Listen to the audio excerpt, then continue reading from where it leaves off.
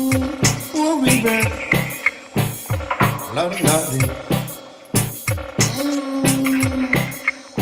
I was taking a sip from the chalice of peace. Informer went and called the police. Wilfred was smoking a seedless split. And he was dancing to the reggae rip. Until he came up on the corner. Yeah. Didn't just get a tip from a big informer. Now Wilfred gone, let him go to jail, yeah. Wilfred not to get no bed. Monday morning he came to the mention. Same man that he loved to suck full intention. Him said, he misleading the team and he murderer, yeah. But he never forgive the informer. Oh, he misleading the team and the murderer. But when he just treat him, said that to informer. Hello everyone. Good evening.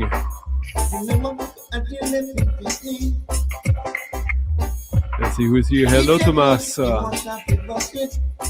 Thank you for your early support as usual. Thank you Thomas.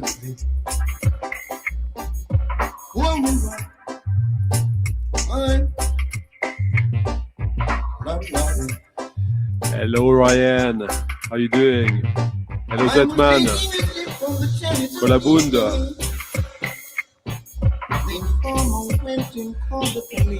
Hello Entai. How you doing? Hello Raf. Hello Frank. Thank you for your early support as well. Merci beaucoup. Hello John. Early John. Hello Zalia. Salut Perplex.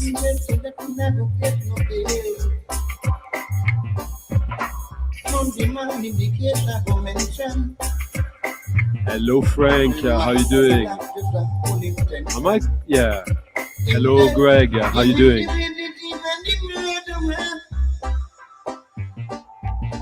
Reynolds, William. Salut Magic Berber. Hello Ed, how you doing? Max. Arkin, hello. Future Face, hello.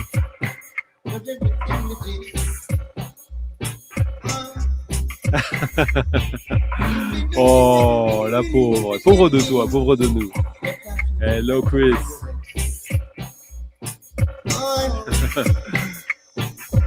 Up. Hello Kaylee. Hello Digler Goddurk. Thank you Torsten and a revenge for both of you for leaving early tips in the coffee jar as well. Thank you so much.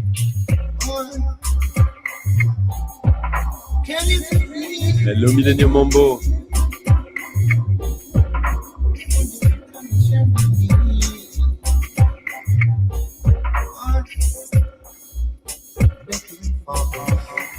We're starting with an old little nugget.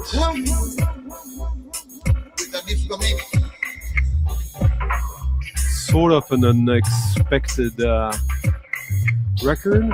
Maybe not. This is Gregory Isaacs. Is it the one you're thinking of? Maybe not. But this is a strategy mix. Paul Dico.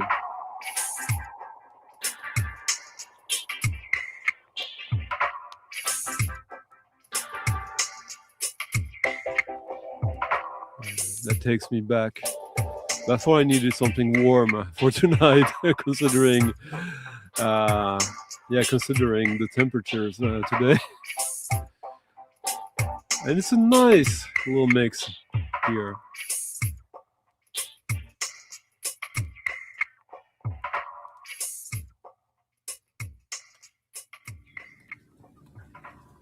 Let me see if I can find you where it is, the reference. Sorry.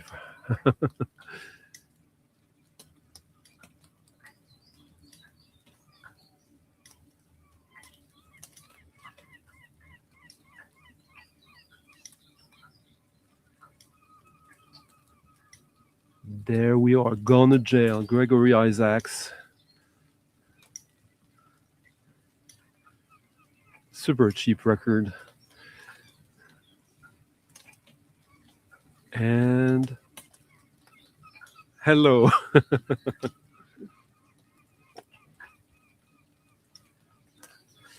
So here it is on the Shock label, Tiger Beat 6, which is Kid 606 label, a sub-label from the mid-2000s, I think. Let me see. I have the link for you guys.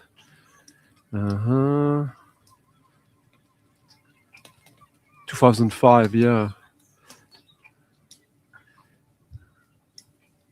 Yeah, Gregory Isaacs, Jamaican, as you might expect if you don't know him already. I mean, yeah, any reggae lover should know him. But this is him on a more contemporary dub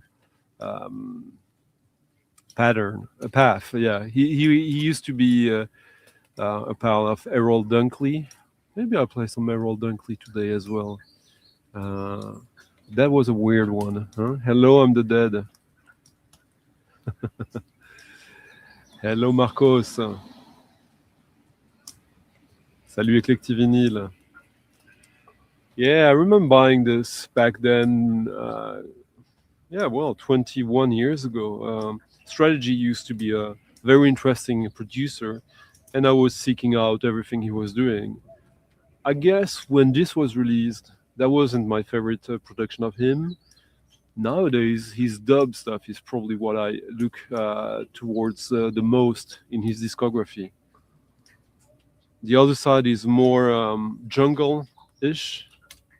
But yeah, a nice little stepper. Tonight I have a bunch of record I didn't necessarily expect to be on the agenda.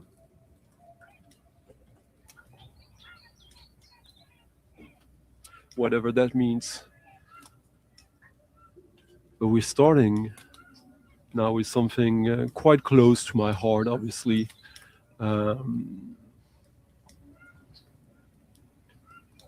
Something that was released a long time ago on CD, and that unexpectedly, more or less on the marketing, was recently released on vinyl. I've been digesting it for quite a while now. This is straight up field recording, as you can hear there, but starting to hear more and more reverb.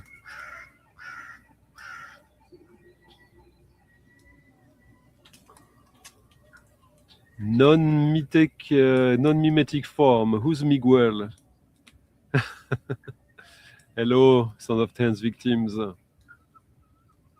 Oh, you can't hear the music at all? Oh, I'm sure you can. Exactly. Nice. Hello, Pinup. You can't hear the music right now?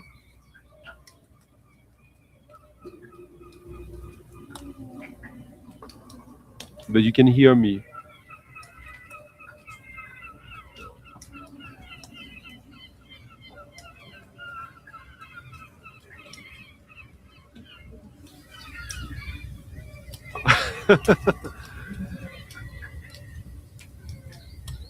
And faint music, yeah.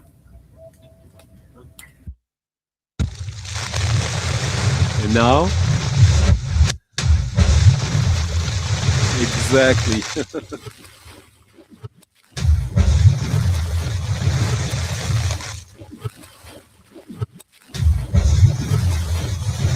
We went in quite quietly.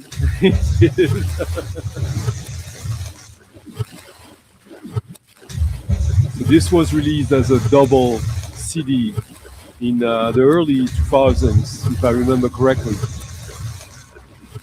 This is Stephen Stapleton and Colin Potter, who went to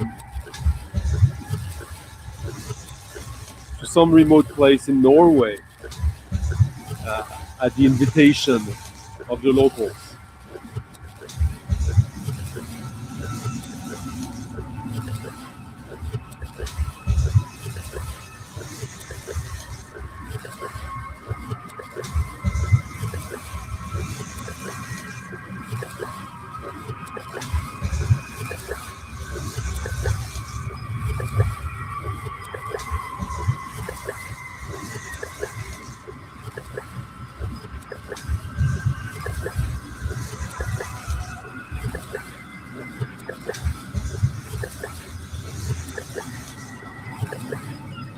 So basically, they were commissioned by a local, a small fishing port, fishing village,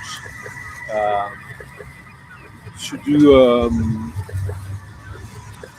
a performance, a musical performance, only using local songs to be broadcasted on Norwegian radio. Yeah, they did. Hello, Jason, 13. Yeah, it is tonight. Huh? Lofoten, the Lofoten Islands, way north. Hello, DJ Soki, how you doing?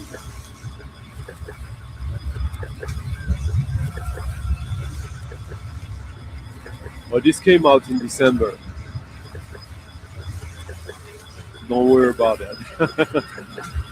And I think they did. It was pretty cheap for a triple LP box set.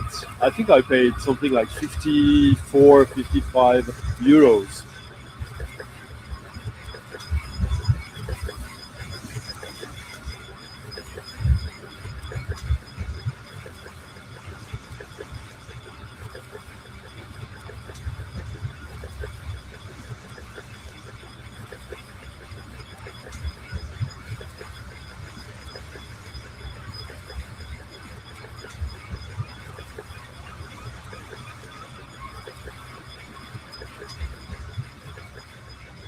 So it's not every day we get to listen to proper field recordings on the YouTube, but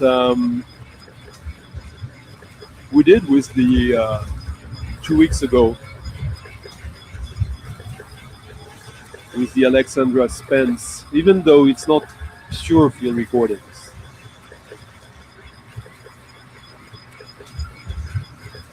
And there might be some more use of that tonight. We'll see.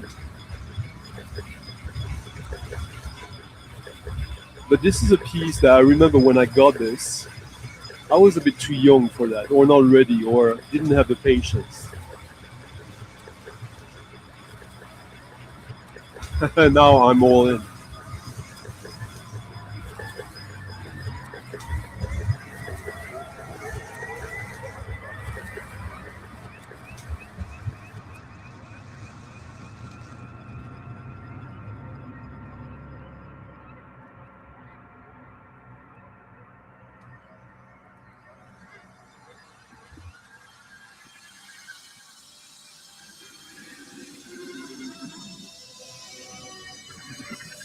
Thank you, Ryan Smith,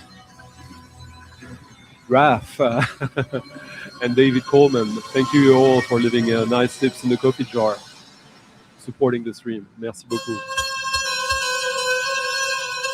Now here's a cool cheapo from a few years back.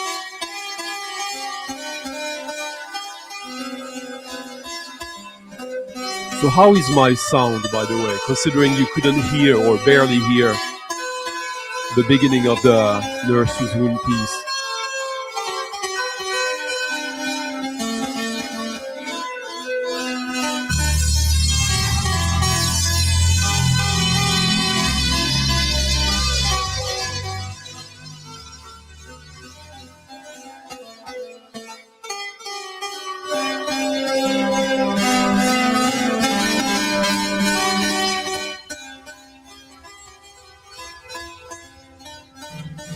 This is an album from about 10 years ago, from an American artist that it's quite industrial how he navigates between rap, rhyme, pop, and industrial music. Obviously, this was put on my radar. No, actually, it wasn't. Like, it was just a cool coincidence that Drew McDowell is part of that recording, formerly of Coil. This is Rabbit, founder of the Haliconville label. This is where this was released, Les Fleurs du Mal. Obviously, a reference to Arthur Rimbaud, the French poet, who died in the World War I trenches.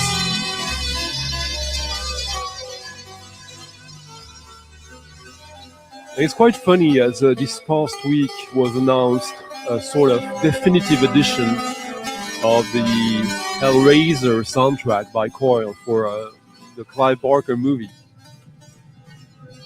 And I was quite excited when I saw on Bandcamp all the track titles,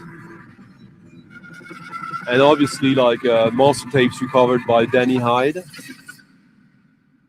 But then I realized, I'm not sure I need that. There's not really anything. The original soundtrack was meant to be finalized and orchestrated, and they only had time to record a demo before the plug was pulled by the studio.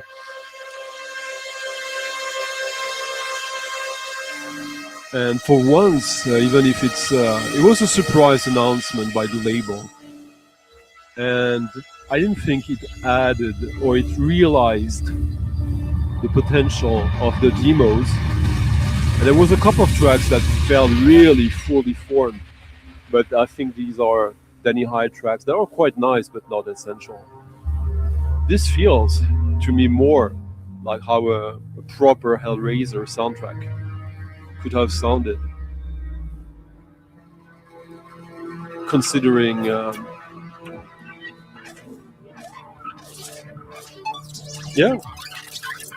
considering what we have from the little weird release from the early 90s.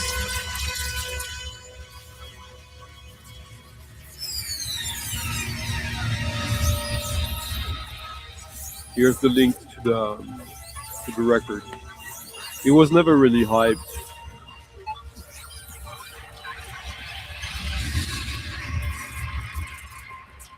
Here it is.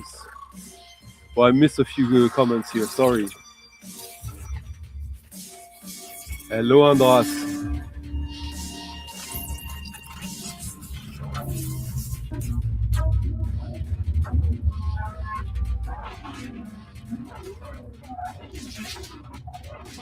Oh, okay. Neil and Donato Dozzi. I have the soundtrack. I've only seen a trailer for it. Maybe you will help, Magic Berber. Hello, Thomas Kiefer. How are you doing? No, I'm not a Muslim Ghost completist by any stretch of the mind. And I'm not a completist of Autechre. I just happen to be so, unfortunately. And almost same with Nurse's Wound. But I don't buy all the stuff that comes only on CD. Nice. Hello Morbad 007, how you doing?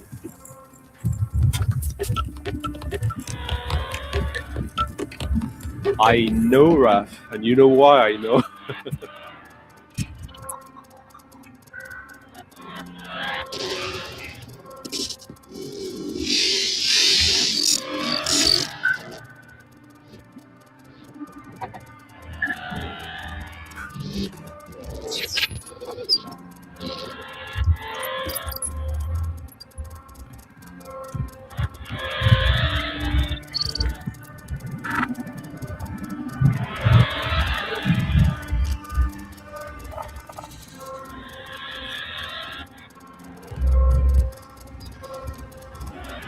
Hello Chuck, how you doing?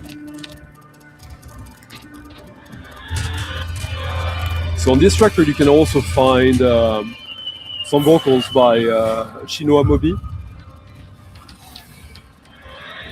who released that amazing album at the end of last year on Drowned by Locals.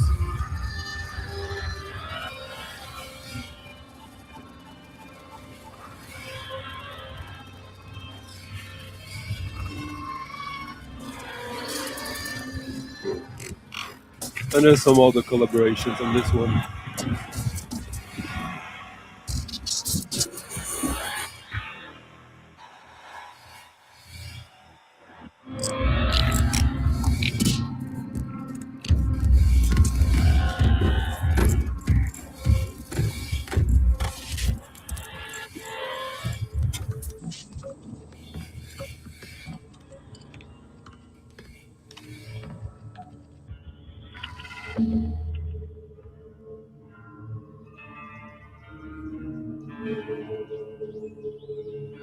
We're having a pretty wild start tonight, huh?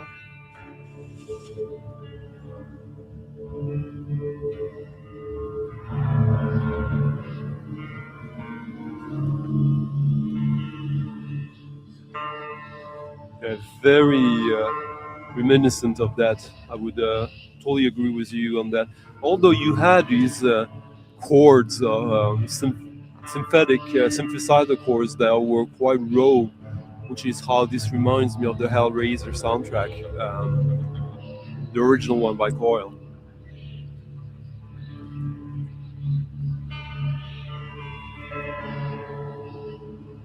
And that to say that so far, even if I'll revisit it, I wouldn't recommend the upcoming release of that one, of the supposedly definitive edition of Hellraiser soundtrack by Coil.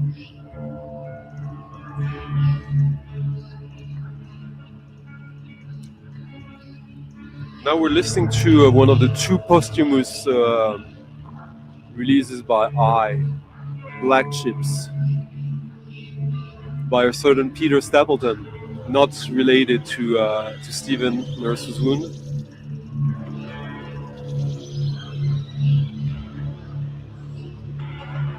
New Zealand noise, improv, outsider music, released on the friend of the stream of the channel, Carbon Records. This was literally just released. It's sort of like dark, meditative pieces, embracing the chaos. This comes with a booklet documenting the process and how this music was made also while Peter Stapleton knew he was terminally ill, if I remember correctly.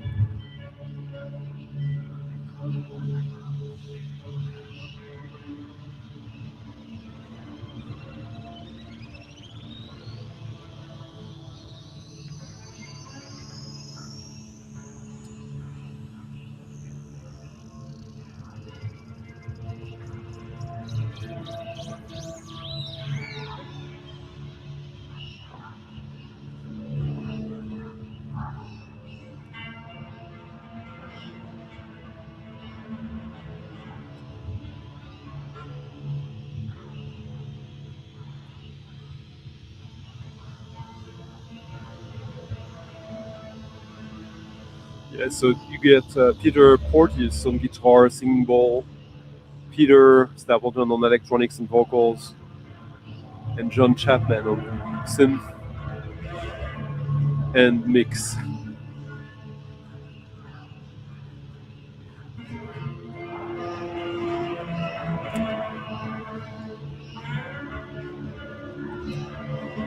This is not an in-your-face recording.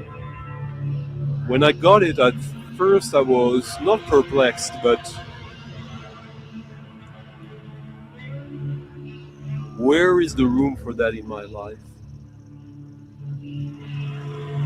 Which is not the best question to ask yourself always with new music, I would say.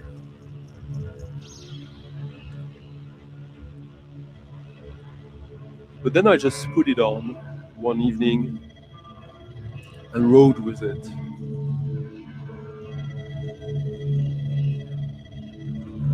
And this really is a trip. Hello, Andrew. How are you doing?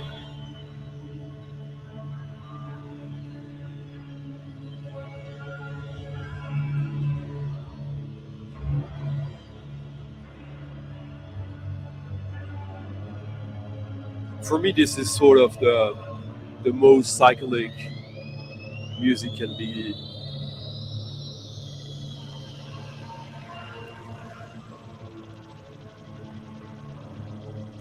It's also interesting when you manage to embrace the subjectivity in music. As I said, there's nothing in your face with this. This is pure mood and emotions. It's quite raw, I would say. But I don't need to listen to this thinking about who made it and how it was made. I just think there's enough harmonic cues to be found there to lean onto. So you just end up cruising it in a psychedelic journey. Hello, Chris Hill. How you doing?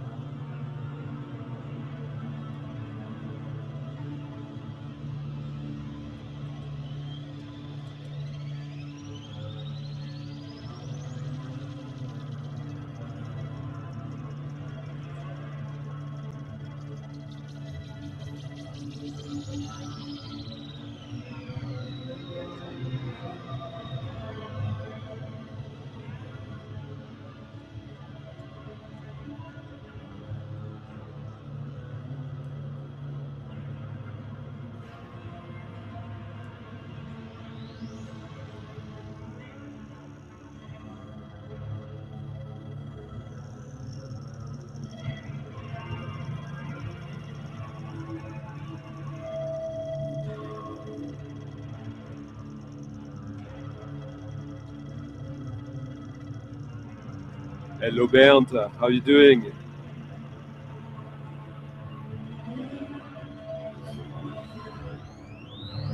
Hello, Sean. Also, the Vinyl Dreamscape. Thank you for leaving a tip in the coffee jar, Sean.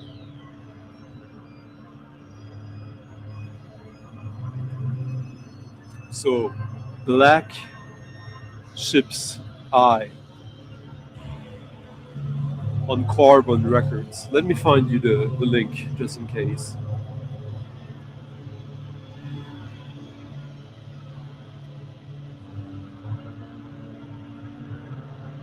But this is fairly new, so you should be able to find this in shops or online retail.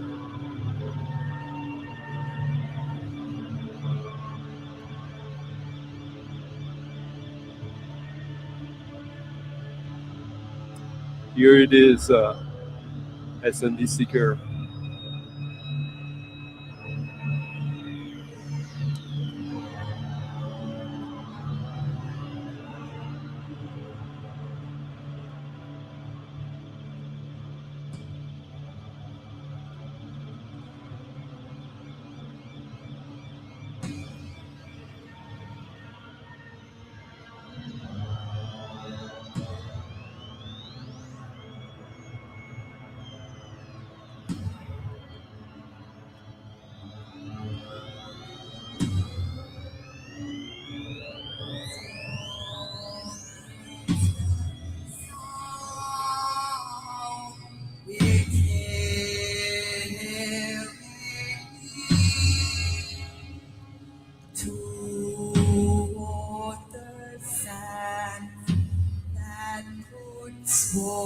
Yes, best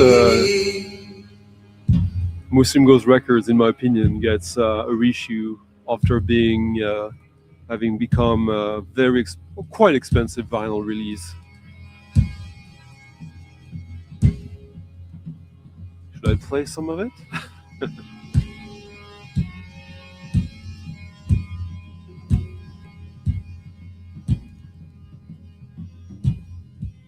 Yeah, cheers. Hello, Fabio. How are you doing?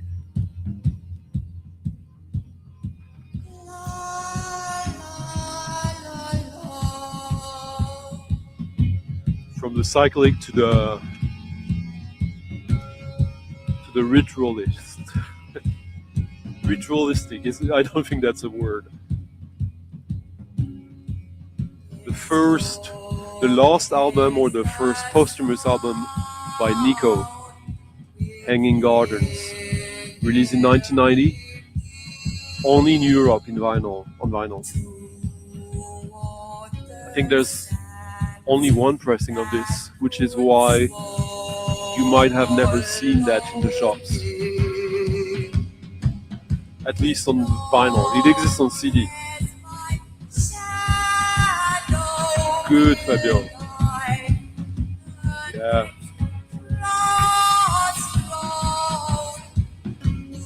You get a live version of I'm Waiting for the Man that is quite amazing, I must say.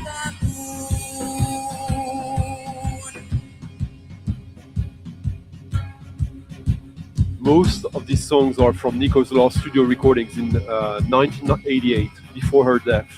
While she had faded from the spotlight since her days with the Velvet Underground, Nico's creative vision remained intact, and blah blah blah blah blah.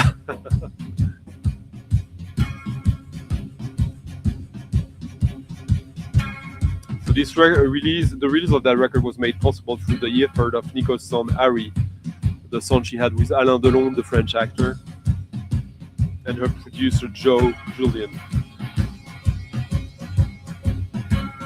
It's a nice, cheap little record that stands its ground in front of her major efforts, I would say.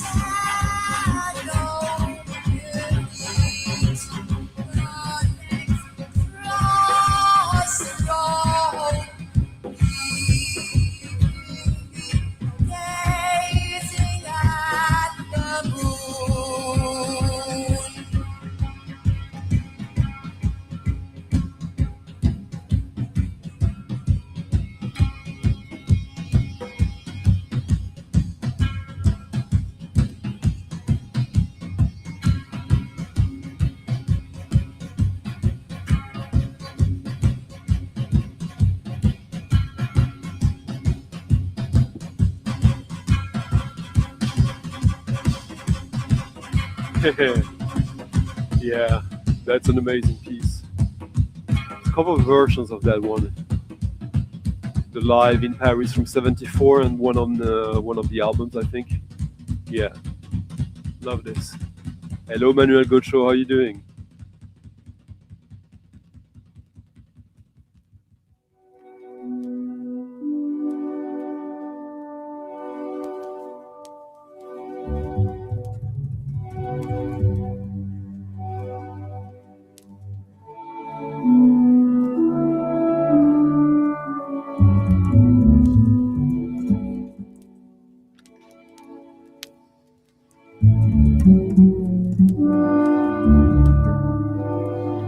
Something even sweeter.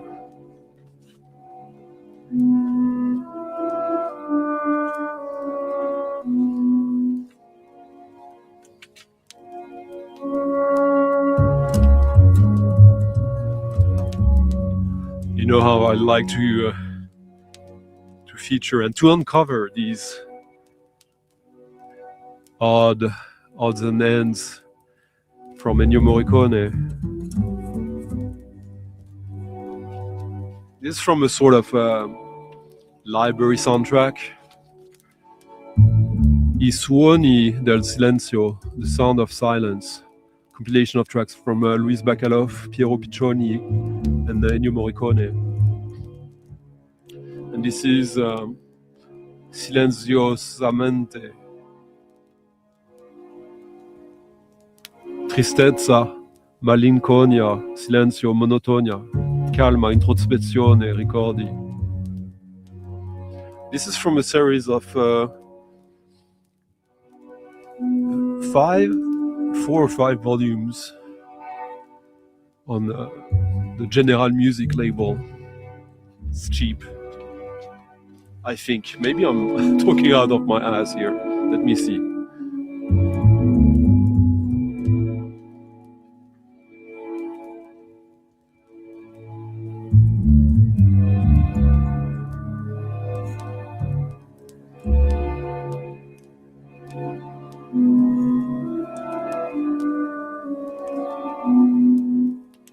Okay.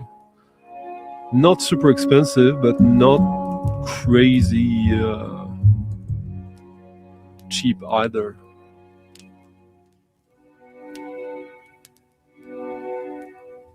Here it is.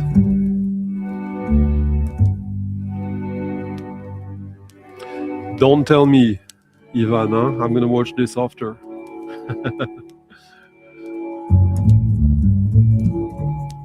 There you go. Valentine is tomorrow, though, which is also the anniversary of the death of Marco Pantani, the Italian cycling sprinter.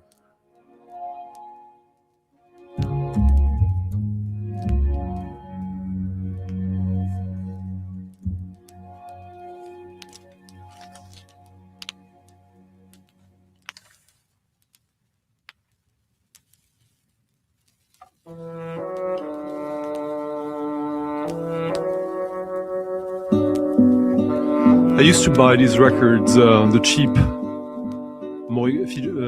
library soundtracks featuring Morricone. I wasn't buying them all, but like sometimes you had to buy them just to be able to know what was on them.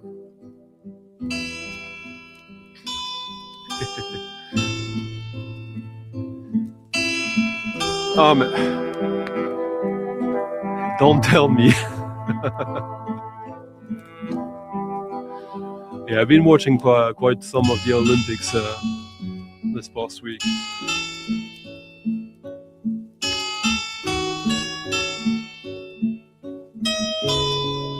On this record, there's a theme from one of the most famous Morricone soundtracks, but not the version that is in the movie or on the soundtrack. I think it might have been something he did before as a demo, and that was then used and rearranged for a final production. So the biathlon was an epic today. Epic.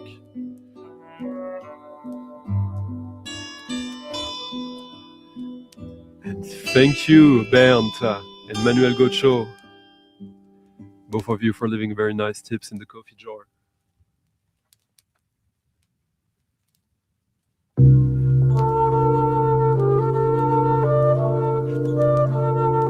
I missed my cue now. Sorry about that.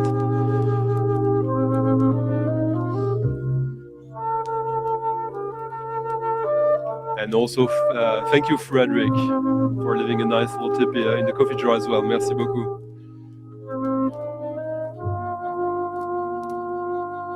I made some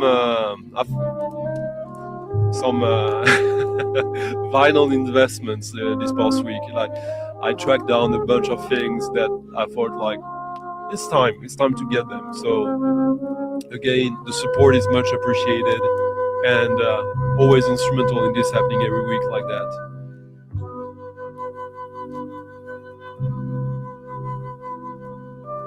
Yeah, me too. Most of his spaghetti western music, we've heard it so much And it was made for the movie, so I can't listen to that anymore. Unless it is from an analytical perspective. And some of it is too sweet as well. Yeah.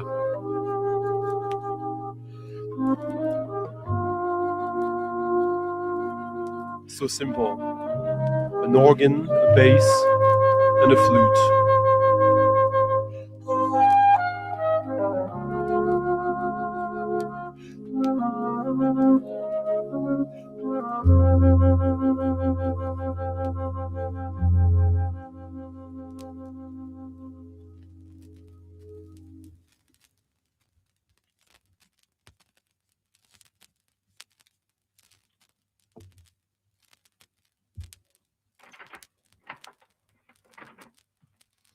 Now this is a record I was discussing this week with a friend. I've had it for over 20 years, I would say. Let's see.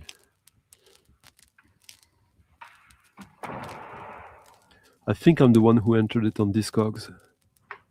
So that would tell us. This is one of my favorite records ever. Originally released in 1973.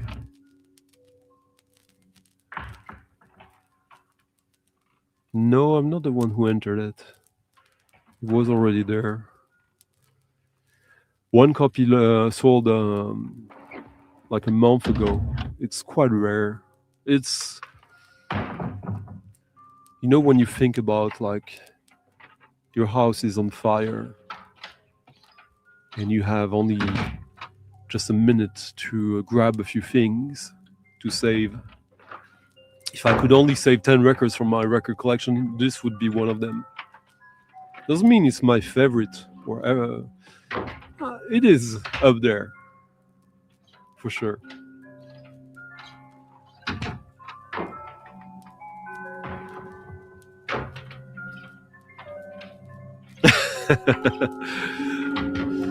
Thoughts and prayers, Greg. Dewey? Listen to Ivan Music Man. He knows. If he says we need more thumbs up and you haven't put a thumb up, what are you waiting for? It's only the nice thing to do. And if you haven't already and you like the channel, the stream, you can always support it. Follow the link in the description of the video and keep your DJ of the night. Not Pierre-Henri. Someone, I would argue,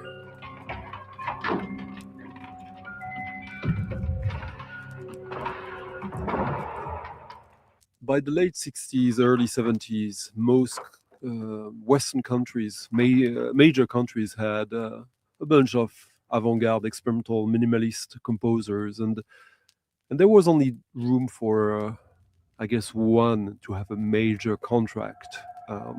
In the US, it was Terry Riley. In Sweden, it was Ralph Lunston. In France, it was indeed Pierre Henry. In the UK, it was a little bit of a different affair, since I think the UK was quite late on the game with that, which means that this was privately released.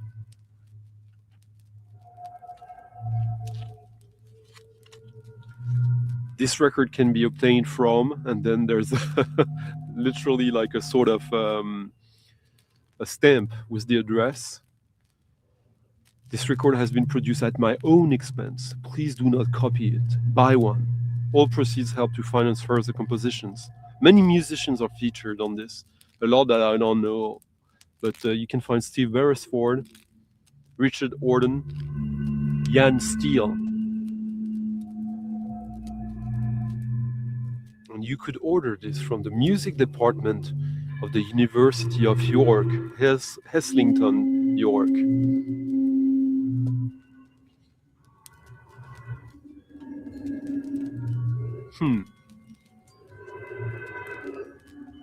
Journey into Space. Part 1, Trevor Wishart. Here is Part 2. This is how it was sold back then. Trevor Wishart is famous for creating the first private electronic music studio in the UK. You had obviously the one from the BBC Radio Workshop that predates it, but that was state funded.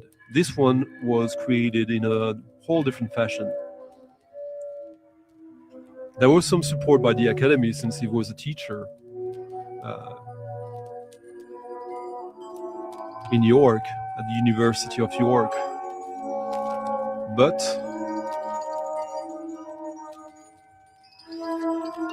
in a way, for me, this is sort of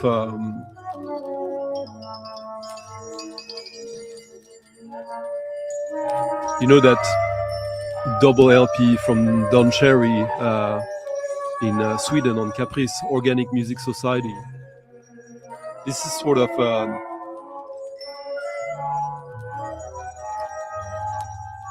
avant-garde electroacoustic happening version of that, or cousin.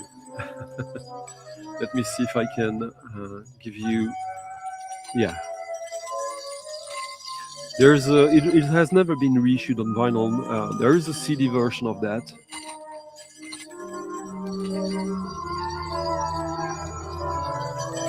But I think it's bound to happen eventually.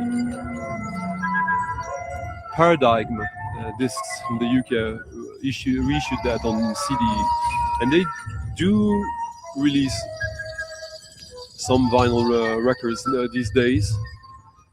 Great stuff. And they still release stuff from Trevor Wishart, who's still alive and recording and performing. Born in 1940, right after the war, 46. So quite abstract, obviously, but still charming, fun, whimsical for sure.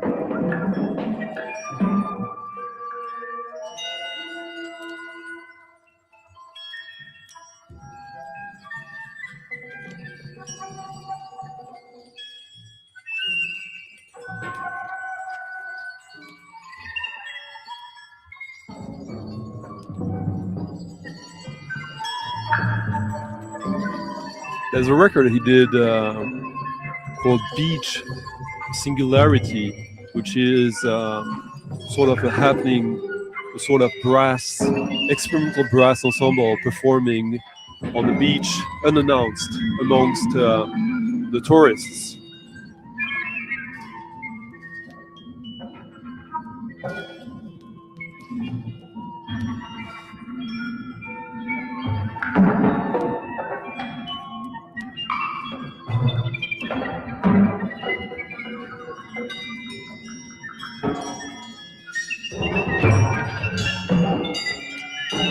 This is a record I think I played and featured that years ago, before I was doing this regularly.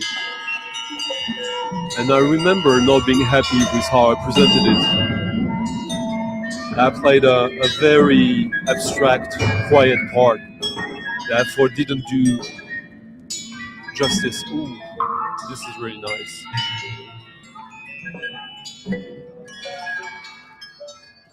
Yeah?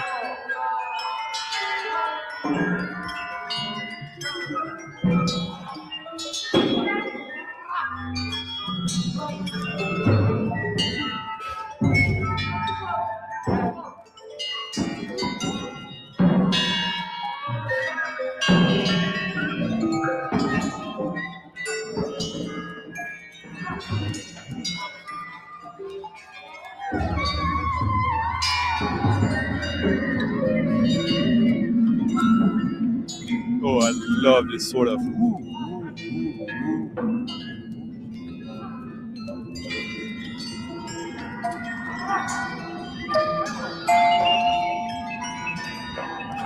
Thank you, Andrew, for leaving a nice little tip in the coffee jar as well. Merci beaucoup.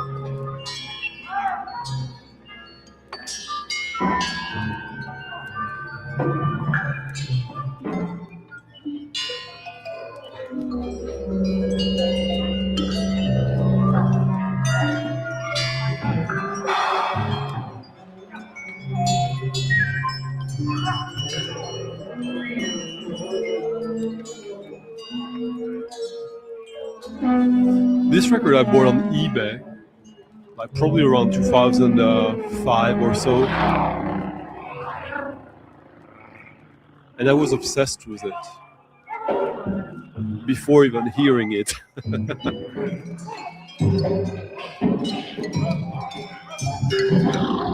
that was probably one of the very first records I paid a 3-figure price for, which I could barely afford.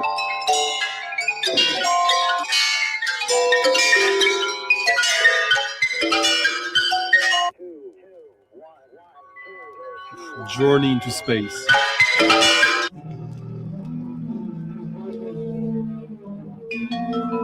I don't think it's lying.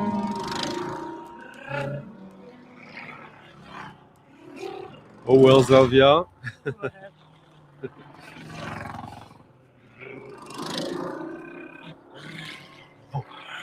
We'll get there, but you know I like changes of pace. This is so nice.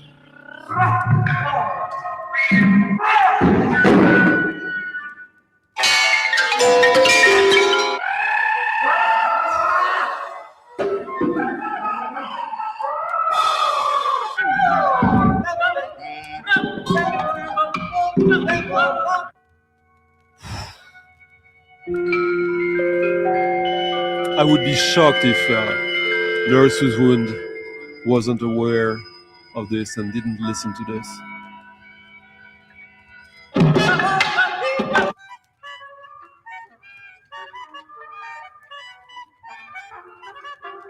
It's fun too, I think. Okay, next record we're gonna stay in England.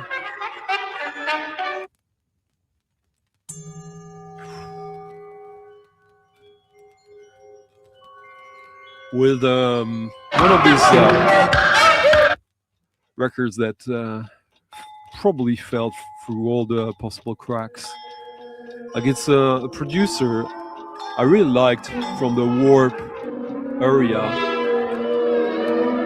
and through his proximity to Björk.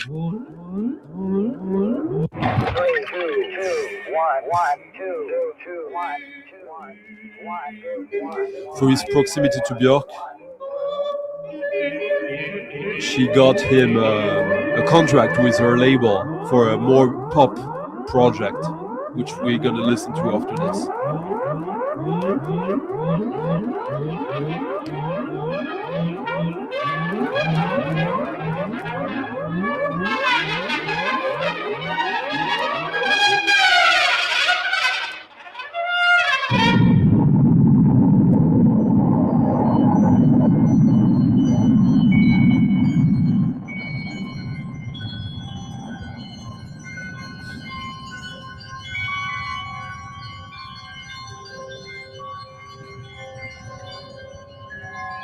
Salut Nicolas, comment ça va? Thank you.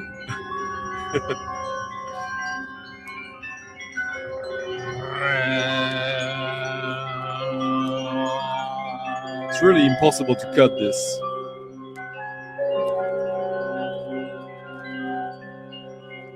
Here you got some cues reminding me or anticipating Paul de Marinis.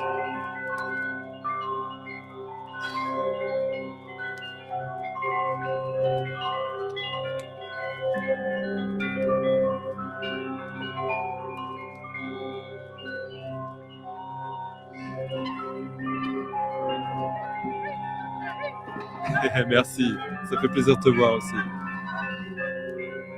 Yeah, that's why I wanted to play that again, as I thought like this deserves way more attention. Hello, Paul. Yeah, I saw that. There was one Italian opera that I almost pulled the trigger on, but yeah.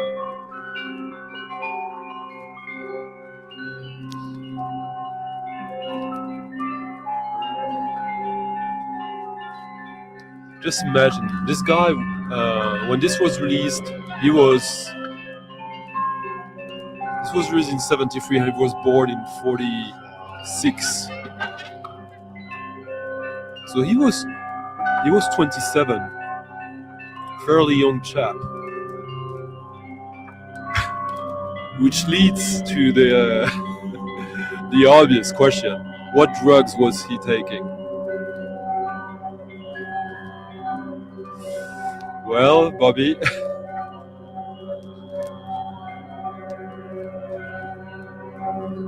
give me ideas like that, huh?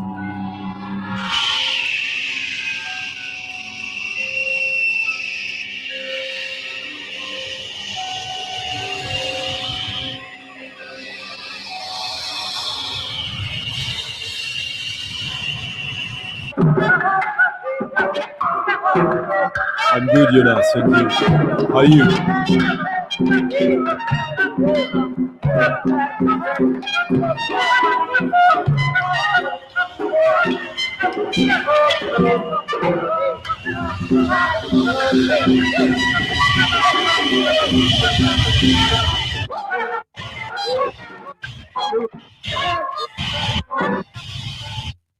But just imagine, 1973.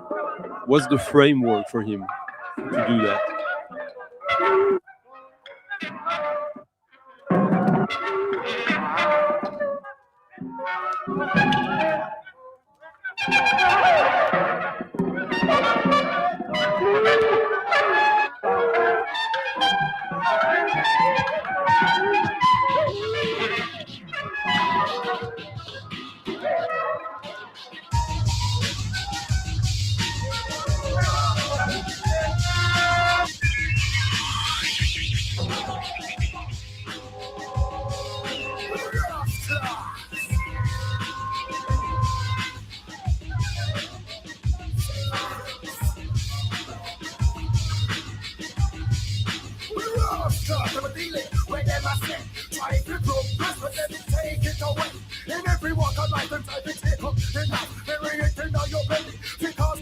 Look at that beautiful label.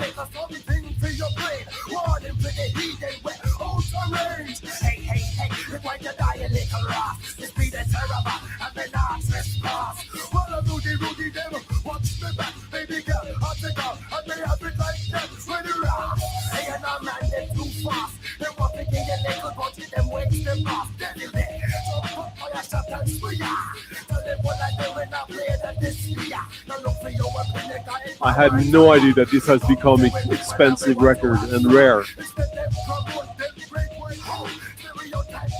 Bob Hannon, under the name of Outcast, with his colleague from Cherry Bomb, while they were producing stuff for Björk, released on One Little Indian.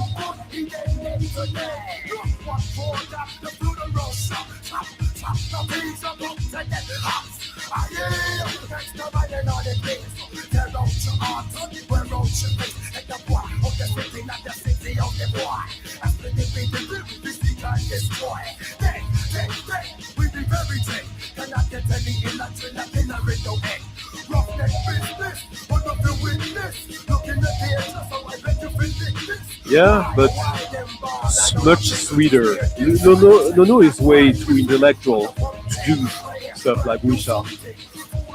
Salut Claude.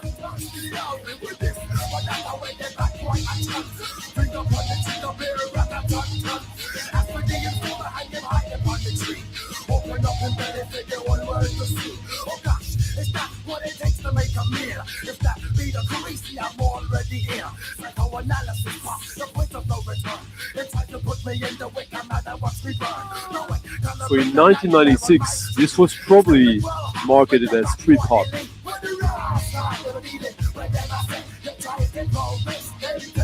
Whatever, it's still good pop music for me.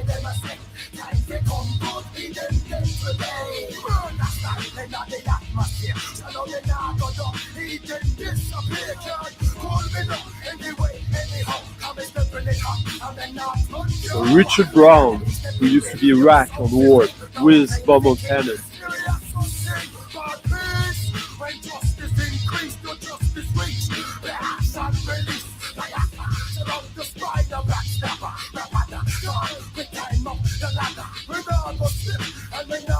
There was a time before grime, huh? I wouldn't say this is sort of an ancestor of grime, although might have had its place.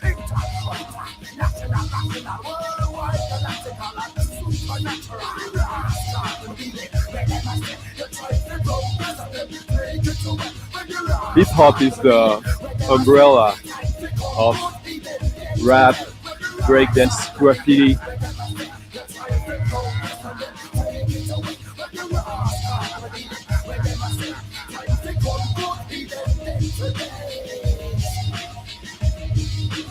Just imagine the voice of Björk on this. Because in '96 they did some stuff for her that was pretty good.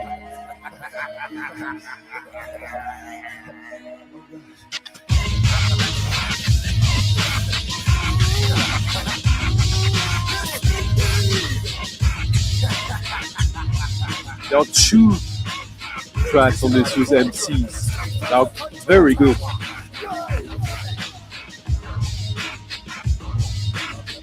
The rest is more electronic.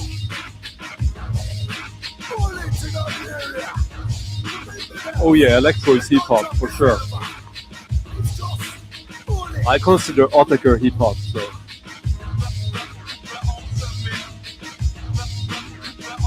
Yeah.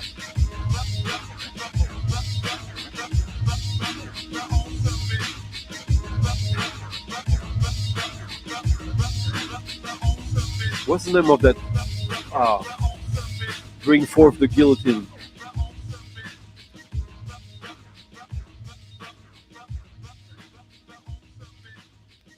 And the Underdog, who later did that great label.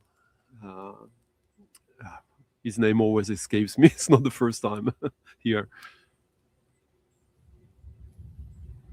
Now, another one of these records you might at first not notice that I'm playing music.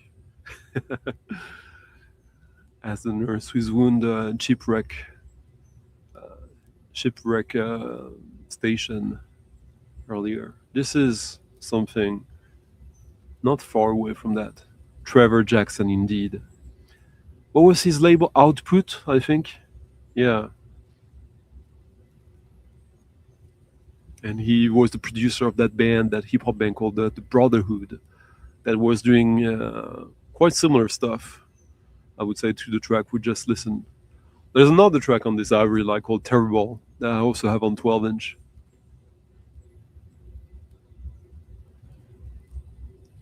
And Trevor Jackson is a really, really good selector. One of these guys who has good taste and who's managed to create a place for himself in the industry through that. He's also crazy. I met him, I guess in around 2000, 2001. And I pitched him some demos and he liked them, but I never followed through. Stupid me. And I wasn't the biggest fan of the label either, but it was a good label.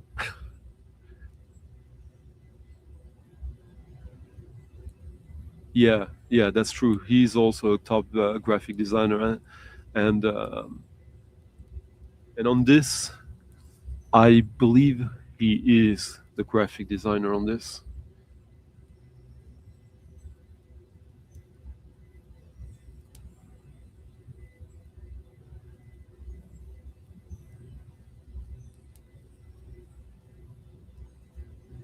It's now really esoteric music in a way.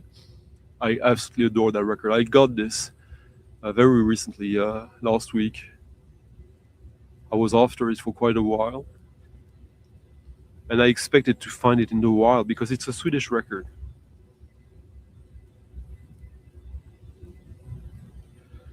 So this is based on recordings taken from a 205-hour, 10,000-kilometer long trip by train from Moscow to Vladivostok in September 2015.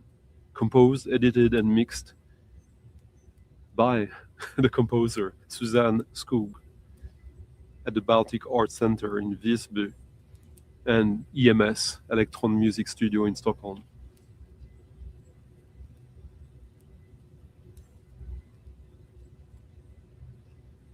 So this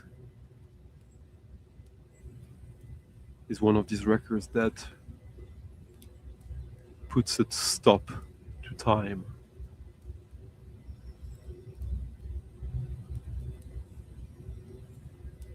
That just grows and grows and grows.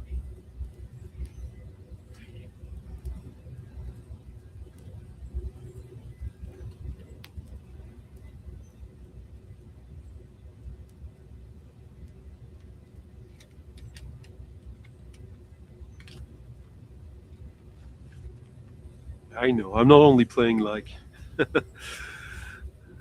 for the numbers tonight.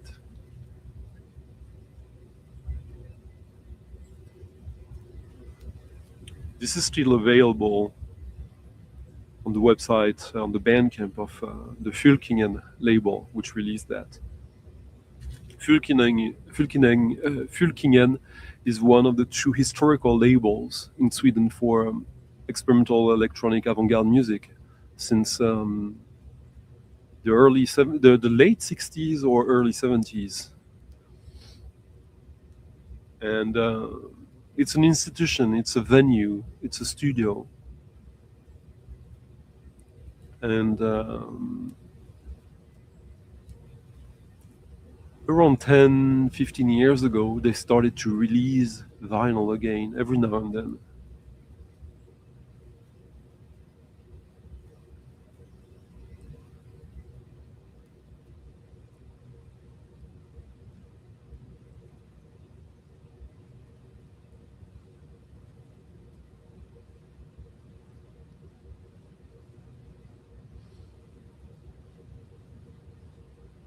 So this is sort of the ultimate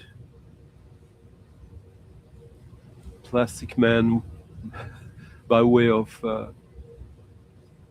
Chris Watson, I would say.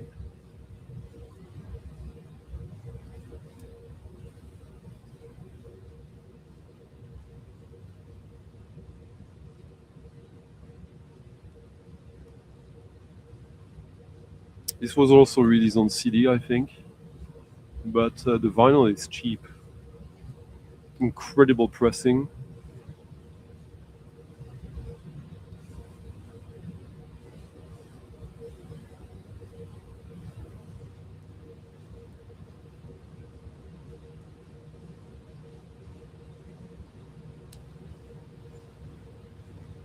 It was released in 2019. Let me give you a link for it.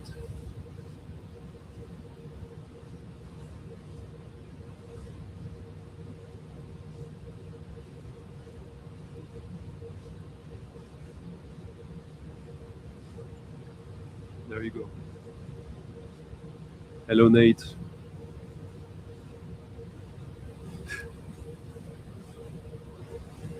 I hope you can hear it.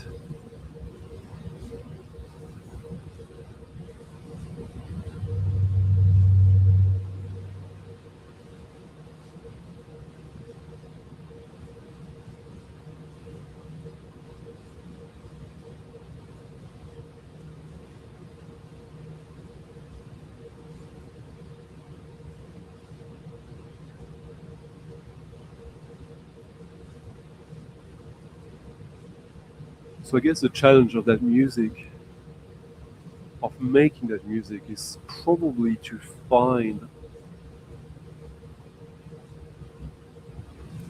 a harmony hiding itself in sustainity. Come on.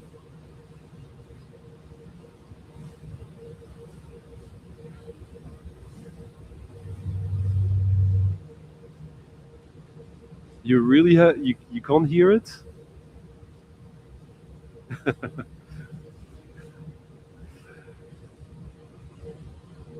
Put the level up. Yeah, thank you, Jonas. Are we so used to having interference in the transmission that you don't hear the composition here.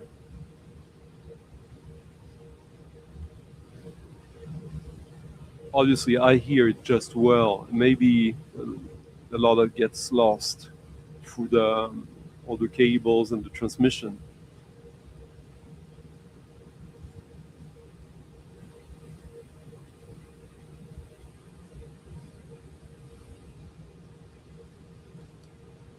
It is subtle, but it's getting there. Ah, really happy you like this, Jonas.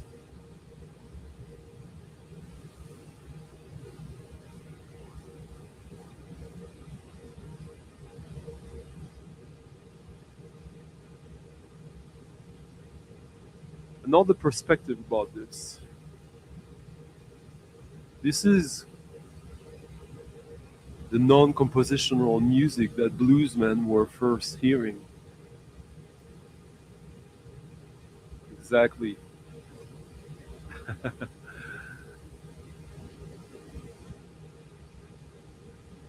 the the Orb record John is referencing here. Remember how bluesmen used to travel back then, hopping on trains for long journeys,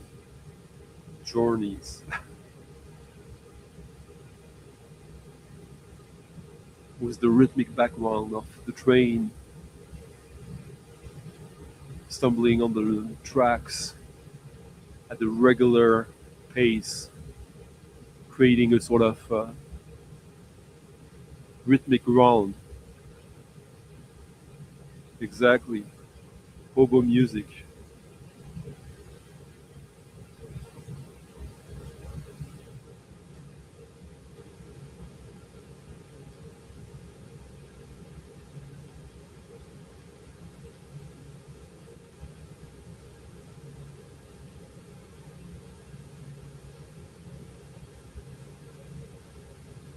When I first heard this,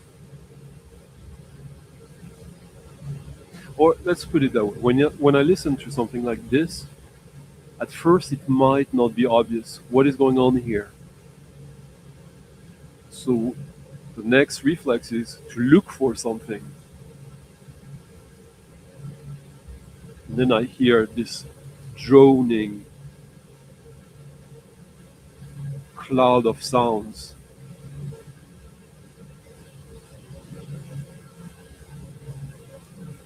Filled with absolutely crazy and powerful harmonics.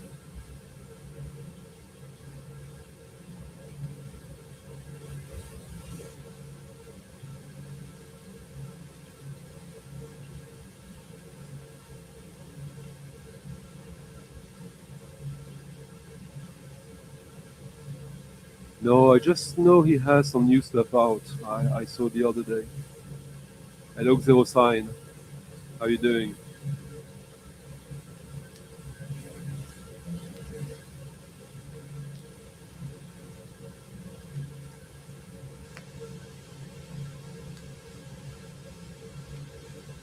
Last week with Ohad Fischer, we discussed the idea of or making a parallel between fourth world music and political geography, borders. I usually don't listen to music while I travel. I don't have like headphones and stuff like that for like with my phone or anything. I like to listen to the soundtrack of the journey instead of imposing mine. Which means that some sounds gets associated with places. I'm sure we all have that.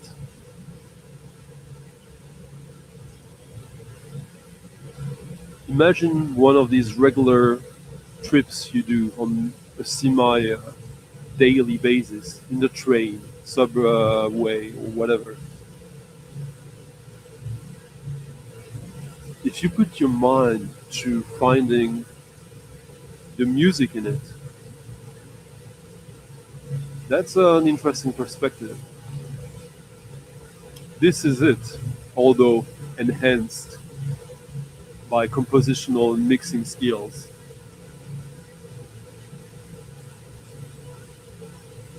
Shakir Rula Shaker, hello. Yeah.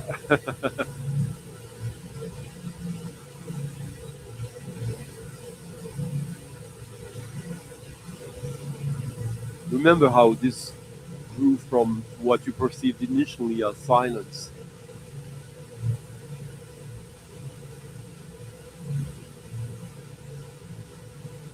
This is an extremely strong release, in my opinion.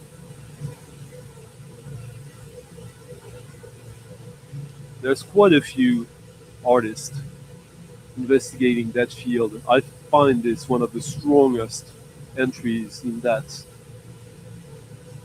codex I've ever heard.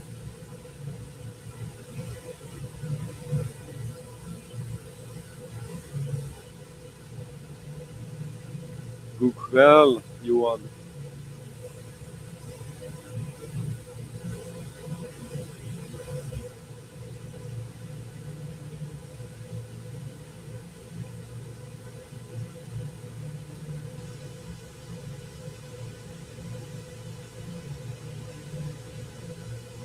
Suzanne Skog. Skog is a Swedish word. That's her last name, but that means forest, by the way.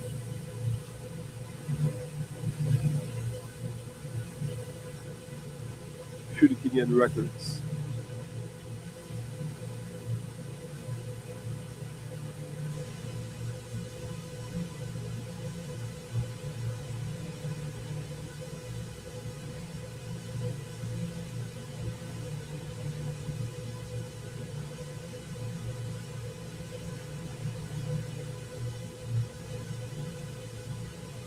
Hello Derek, how you doing?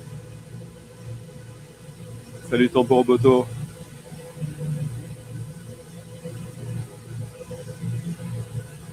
So again, this is based on recordings taken from the 205-hour trip, 9,288 kilometer long trip by train from Moscow to Vladivostok in 2015, September. Edited, composed, and mixed by Suzanne Spoog.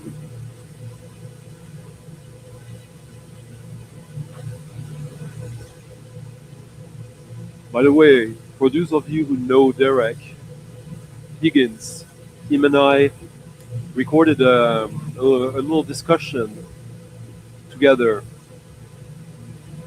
where we discussed the idea of talking about music, the implications, etc. And it will be up on the channel on Monday afternoon. And if you don't know who he is, I encourage you to check his channel on YouTube, Derek Higgins, as he has a lot to say about music, and I really enjoy it.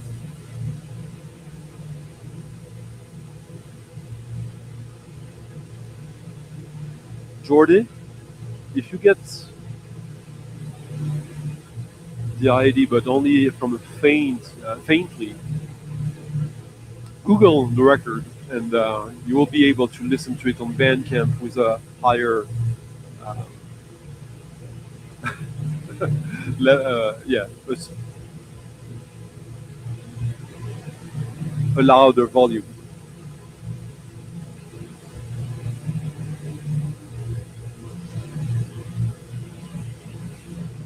There you go.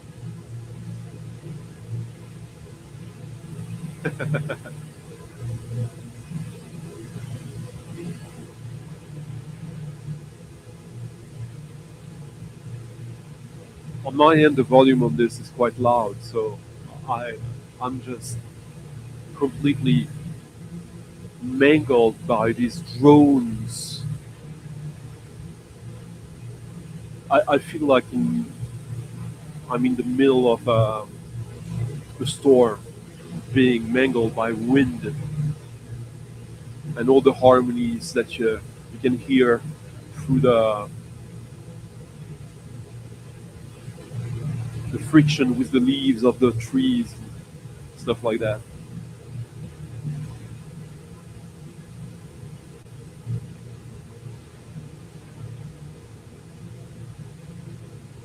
But yeah, Fourth World. Let's listen to a Fourth World record, or whatever that means, like a record that I think identifies with the sound, even though it might be time to expand on the concept.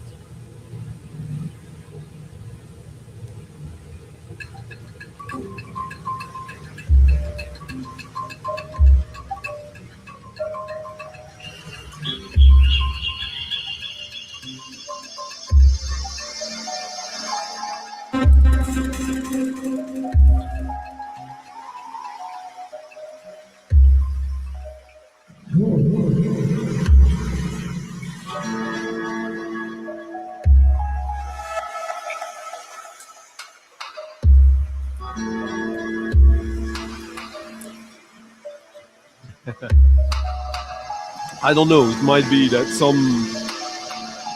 some frequencies that are not very loud, that use the StreamYard site that allows me to stream is not the best for that. Might be so.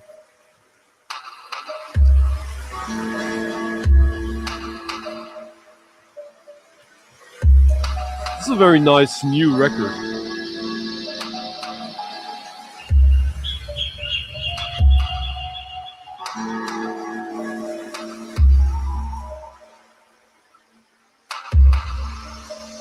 You should be able to find it new in quite a few outlets.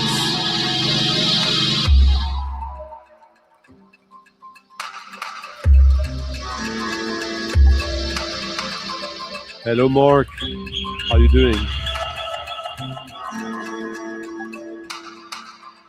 This is DJ Kimitsu from Japan. It was released in November on the Swims.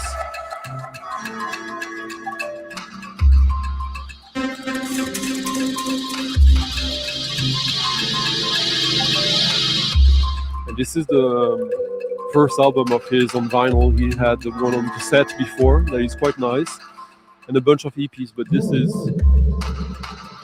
is a step up in his career.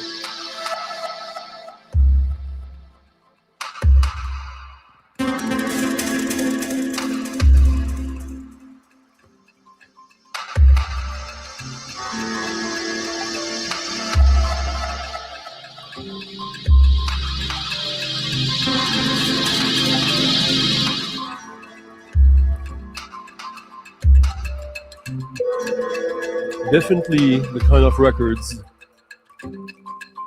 that aims at taking you to a place, a temperature, the time in the day also. You can definitely feel what kind of light is in the sky.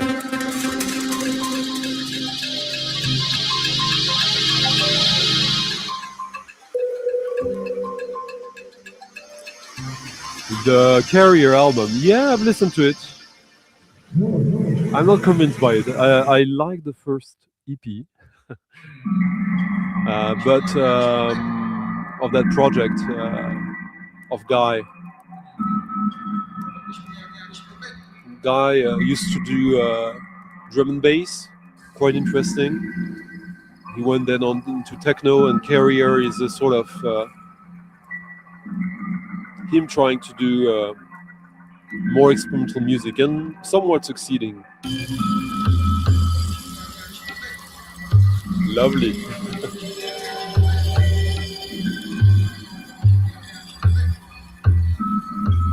When I first heard that record, I was waiting for a track that stood out. And to be honest, it's not really that kind of record. I ended up liking every single track on it, which is quite rare. This is one of these records that I will put put it on and play it till the end. Not today with you, but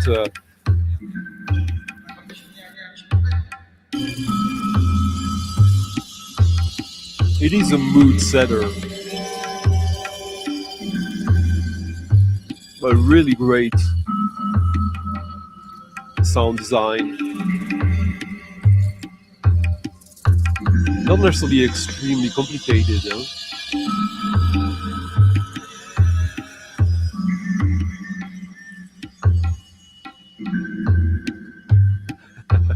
Yeah, same.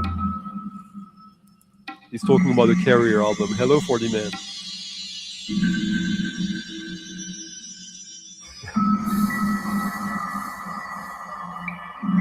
A summer record, but sort of, you know, when you're waiting for the evening because it's too hot and humid. It's very humid.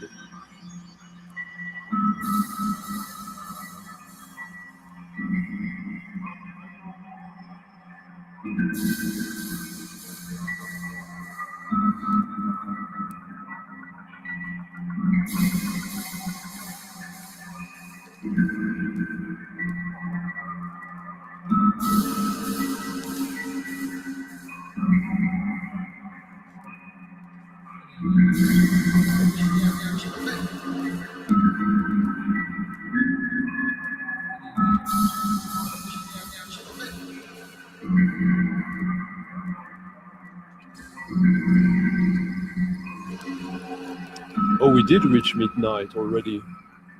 1.5 hours. Yeah. We're approaching disco time.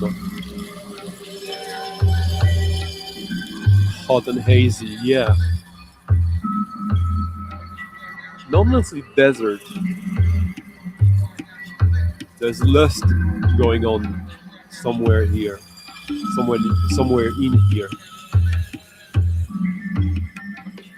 1.5 hours, so I guess that's time to remind you that if you like the stream tonight and the channel in general, by all means leave a thumbs up to the video. If you're watching this whenever, leave us a little comment to let me know what you think, and if you have anything to share. That's always nice and keeps us going through the week between the streams. And if you want to really support the stream, there's always the link in the description of the video where you can tip your DJ of the night or of the day or the morning, whenever you're watching this. This works. Doesn't need to be live.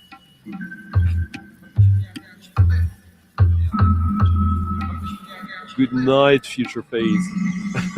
See you later.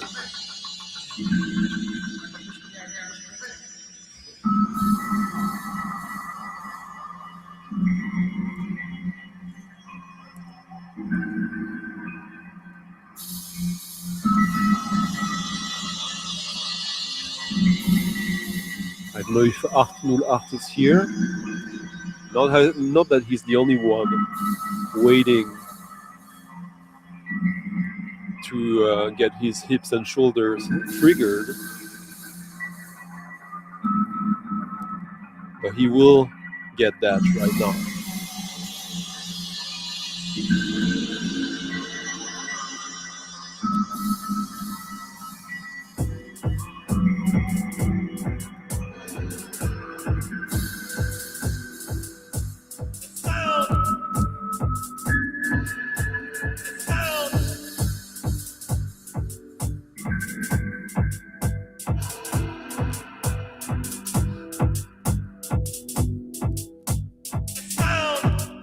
Good old Stephen Scott. Stephen Brown. Stephen Scott is completely different. It's the tuned piano. Scottish producer by way of Detroit here.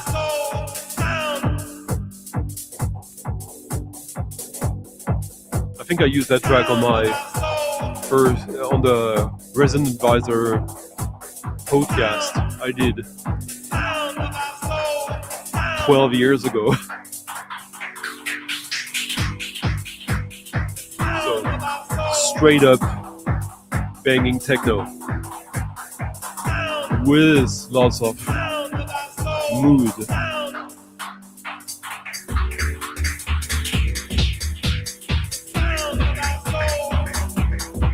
Sound of our soul.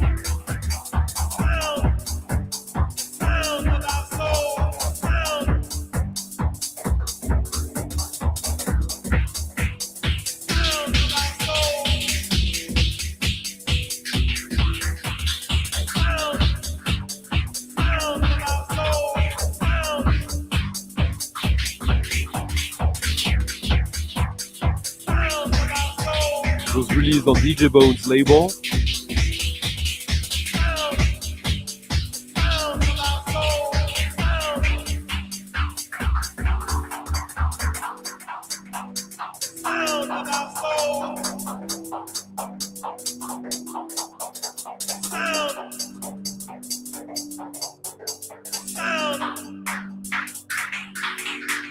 For some reason I can't find it.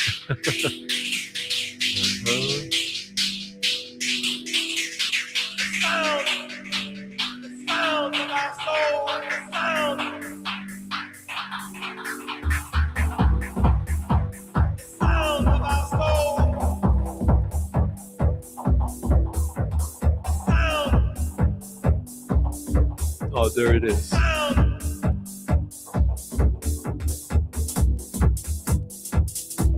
Released in 2008. It's almost 20 years ago now.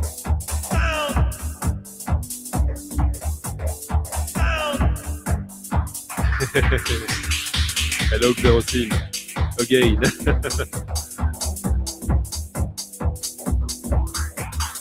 I don't know that one. Sora, I'm not sure I know that.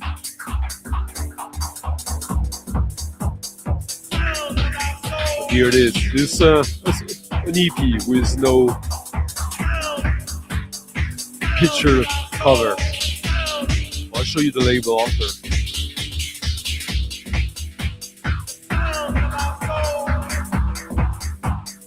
Wow! Cheers, Bees and Grass.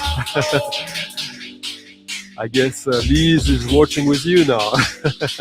And thank you, John Levinson, for leaving a very nice tip in the coffee jar. Merci beaucoup, les amis. I'm 75% into my objective of the night, so that's cool. With an hour to go.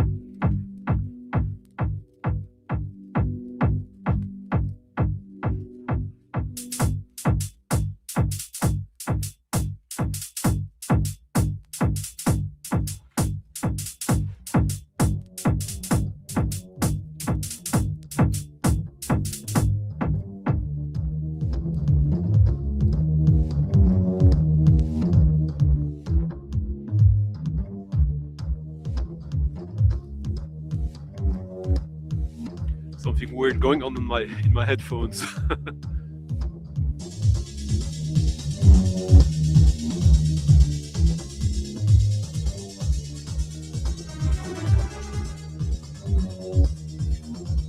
Subject Detroit, the global series of Scotland.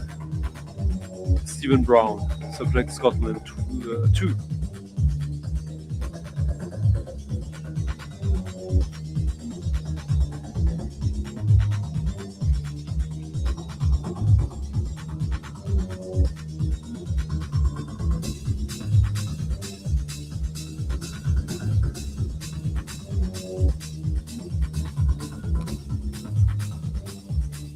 And now some more Detroit music.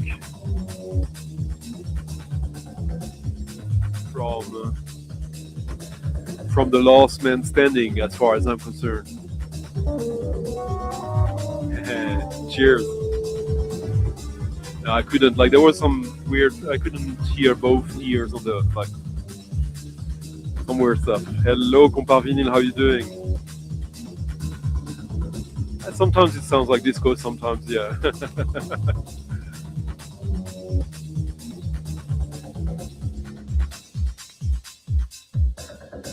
Yeah, that was like sort of like what I like, the mid-90s Midwest basement techno. Now we're listening to Terrence Dixon, a weird double EP that came out on one 12-inch and a 10-inch.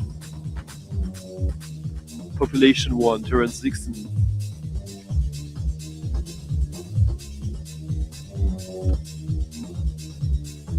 Find it.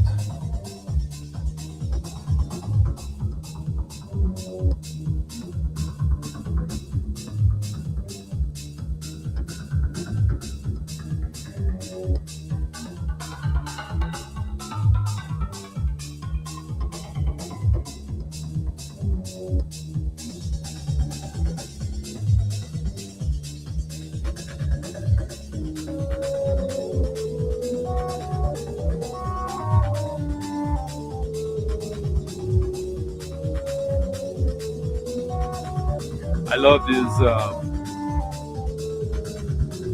oblique melodies, like looped melodies, or I have like a quite wonky harmony, I would say. Yeah, wonky, that's a good way to describe it, isn't it?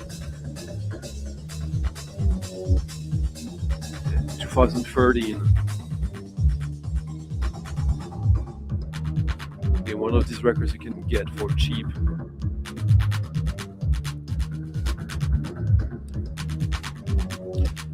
No, I don't have the latest one on Trésor. I wasn't too sure about it yet. I'm waiting to listen to it fully and not just snippets. Terrence Dixon is sometimes very productive, and he's one of the most reliable techno producers as far as I'm concerned. But doesn't mean I like everything he does. All right, I'll make sure to check it out. Sora.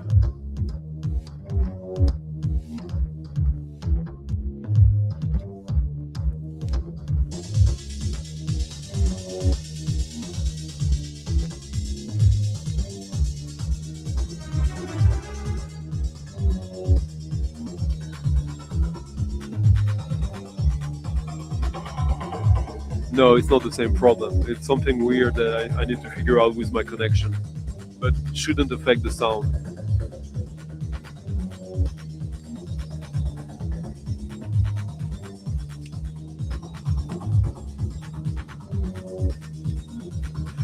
Next is a record from the style I've realized earlier today. We haven't listened too much to that kind of music of late here.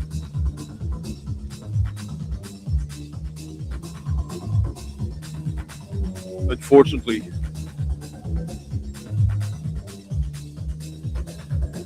Hello, Reggie Pro. Yeah. This is what I live for. This Like the bass is oblique, the pad is oblique, the melody is oblique. Yeah, quirky as well. Yeah. And these tracks are fun to mix as a DJ. There's enough space and room in it to fit other sounds, other drums.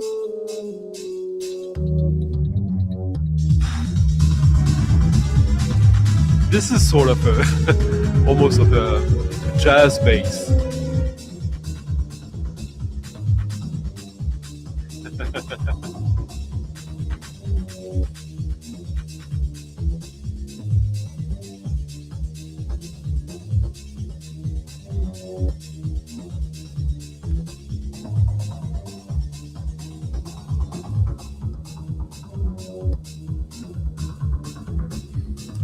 But yeah, Terrence Dixon, he was supposed to play at my music festival last summer, but it became a little bit complicated with the booking agent,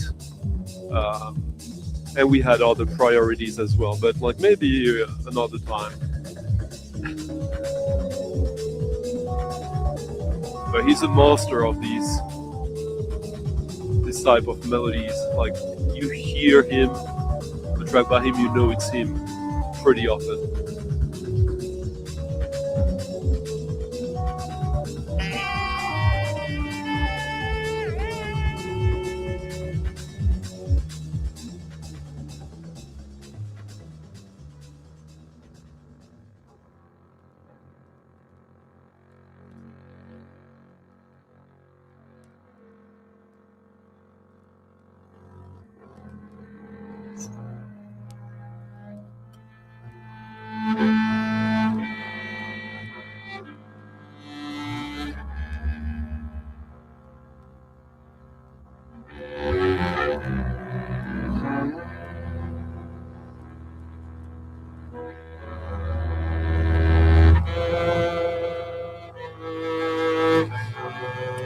Something not necessarily equally quirky, but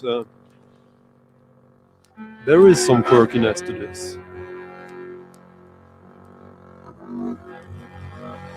Two basses and a tenor saxophone. Yes, this is jazz. Or is it? One of the two bass players here has a sound that is also fairly unique and easy to identify.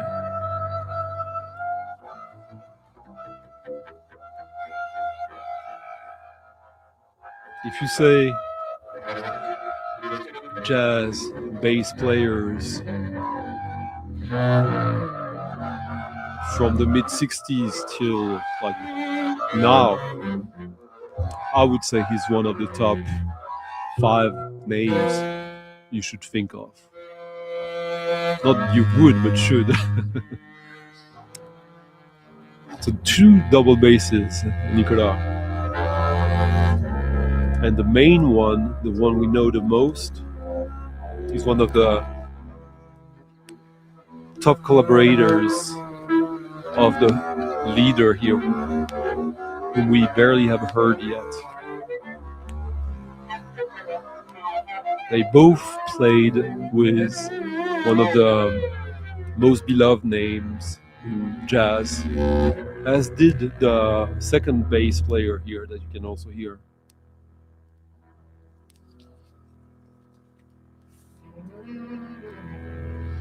So this is Charlie Hayden on bass, with Mark Helias on bass.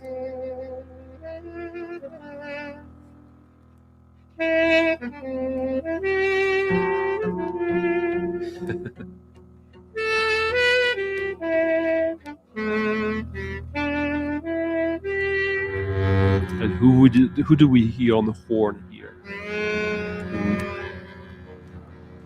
On tenor sax.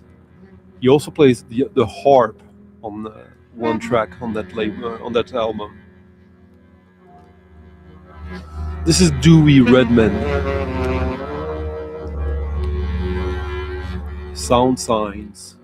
'82, I believe, '81, on an obscure label called Galaxy from California that I'm not aware of.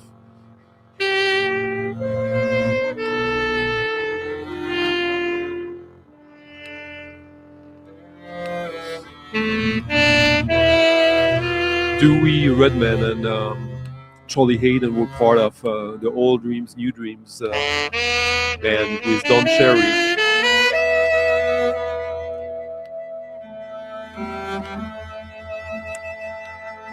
Hello. Yeah, Markel has played in many different bands, Don Cherry bands from the late 70s, 80s. He's a little bit younger than the rest of the bunch.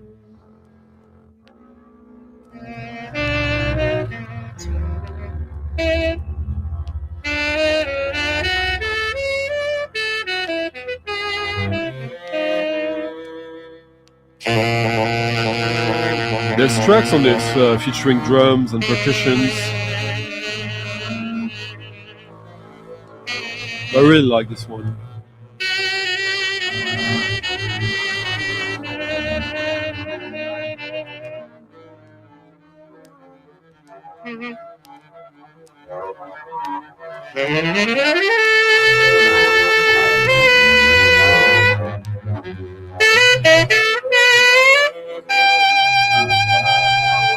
So this is like avant-garde free jazz, I would say.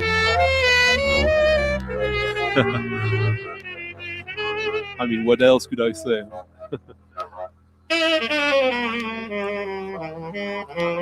Cheap and under the radar. Yeah, cheap heat, indeed. Yeah. Ed Blackwell was the fourth corner of Old Dreams, New Dreams with Don Cherry, Charlie Hayden, and Dewey Redman.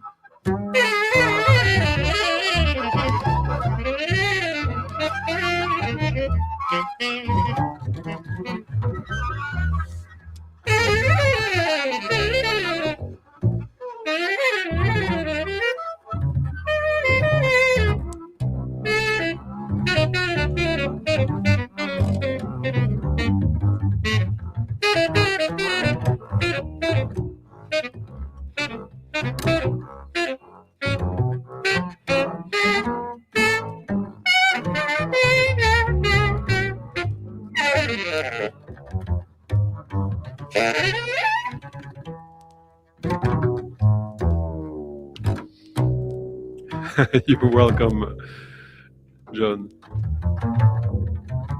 If you hadn't already tipped your DJ of the night, I would have. What was the usual catchphrase?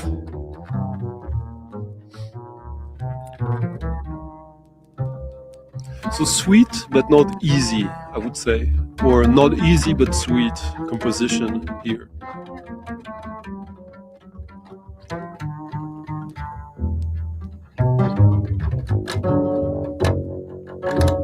It's quite modern, I would say.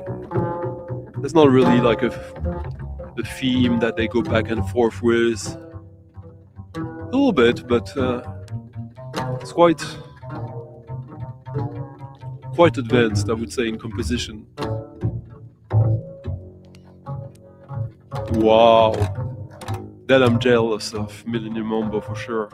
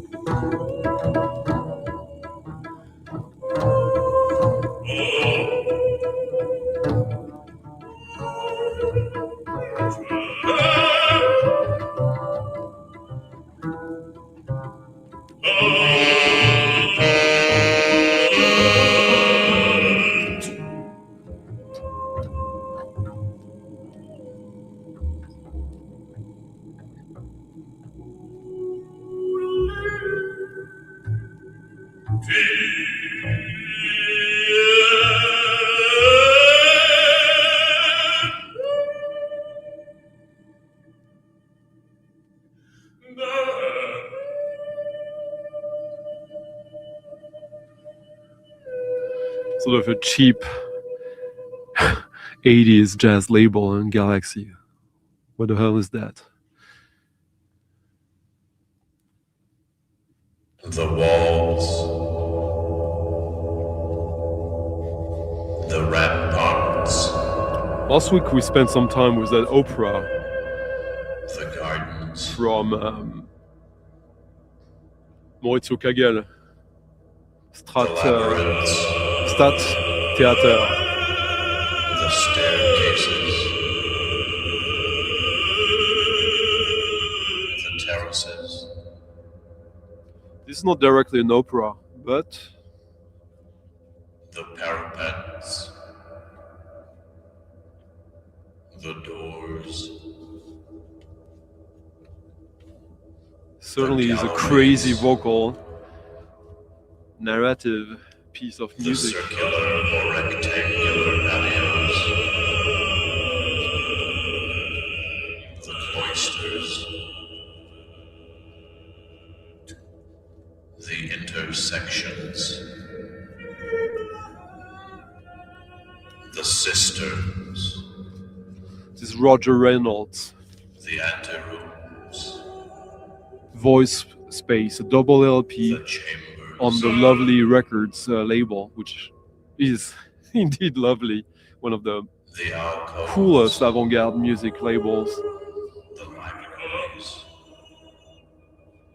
Here is the attics, tiny version of their logo with the 3 dots there. the dungeons, the sealed cells, You have the extended vocal technique ensemble featuring Phil Larsen, who I have some records with him.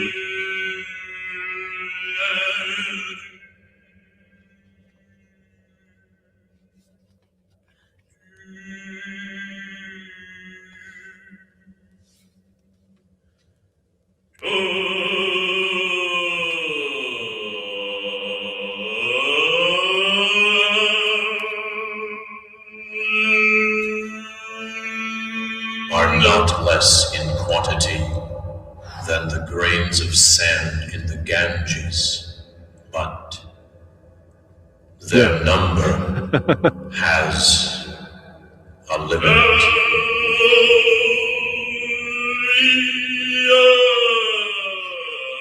As Sisha Love here points out,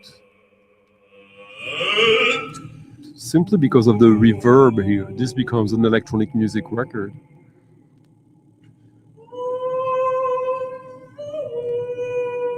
Although there might be no electronics in this.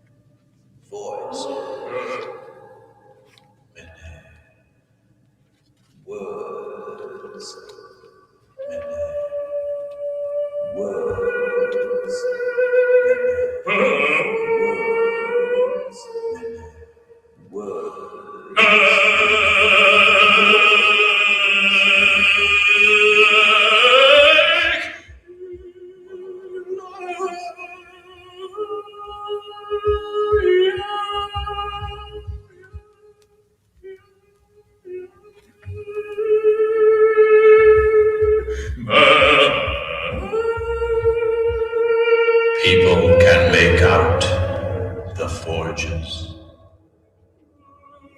the workshops, the stables, the boatyards, and the huts of the slaves. Oh yeah, I remember now that the text is quite interesting in this as well.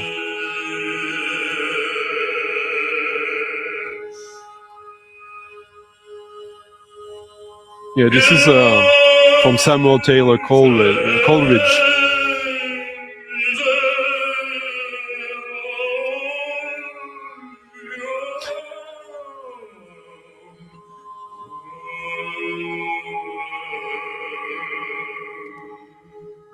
Voices, language, and space.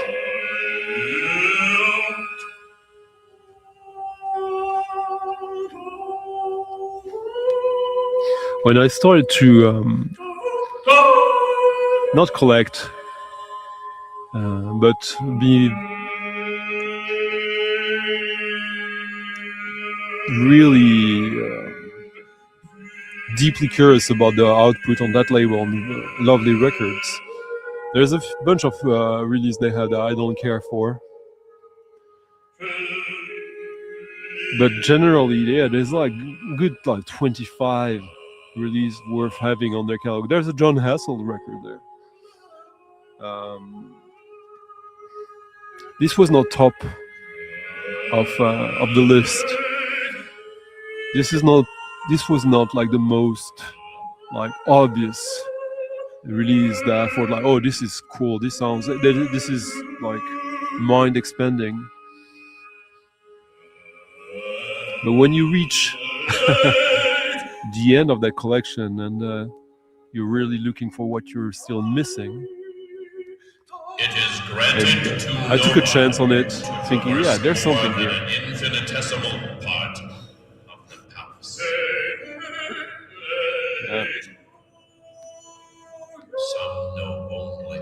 But also Meredith Monk, also Pauline Oliveros.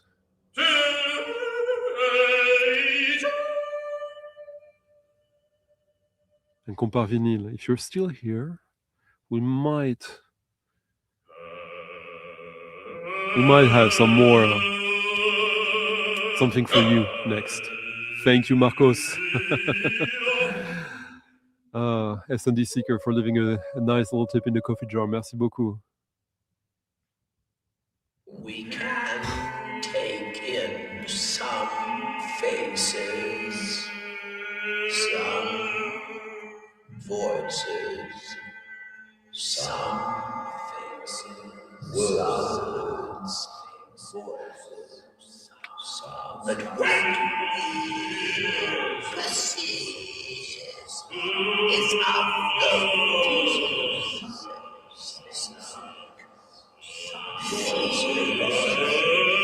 sound precious, some faces.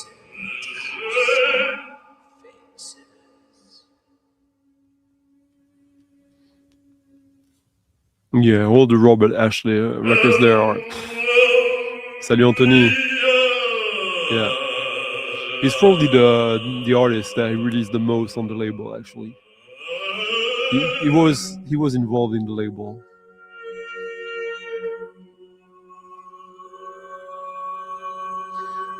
But yeah, like these records, the Robert Ashley ones are the obvious ones. But this one is really worth your while, I would say. And still, I mean, I got this before it started to become not rare, but and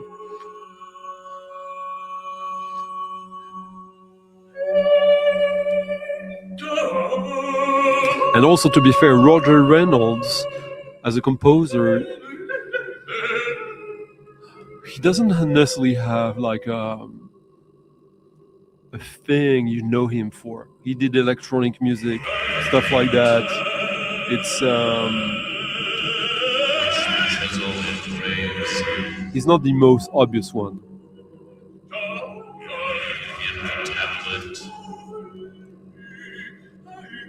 Here is the record indeed. The link on Discord.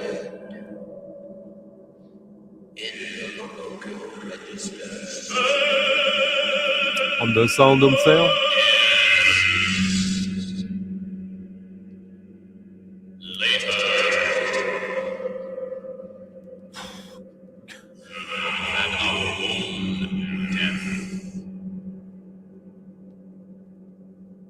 Well, the reverb here indeed, huh?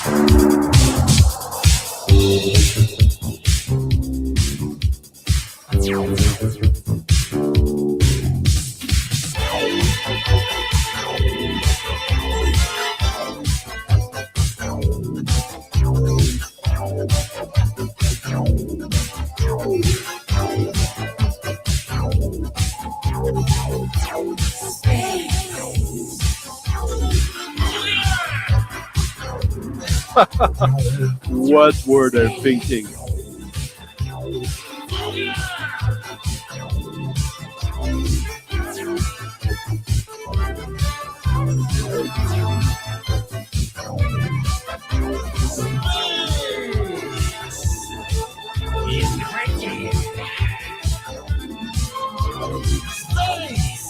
Dad Productions.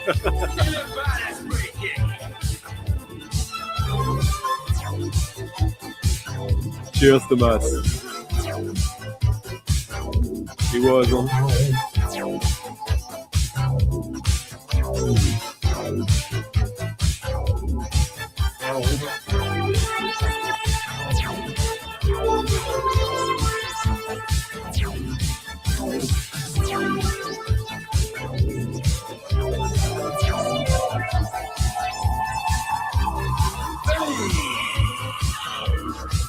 Everybody's breaking. It's space. There's no mistaking. Space.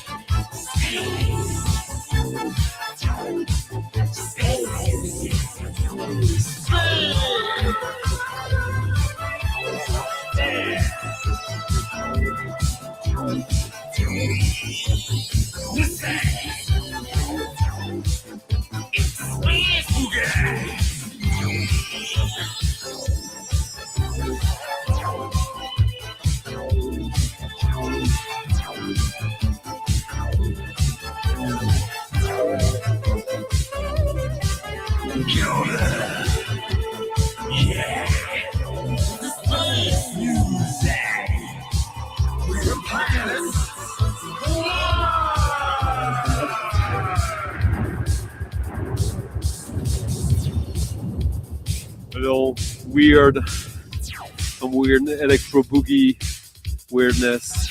84. A little bit on the nose, maybe, but I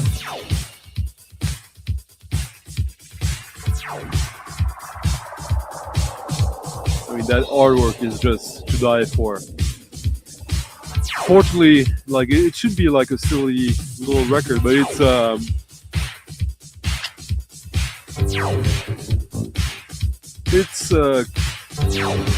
well,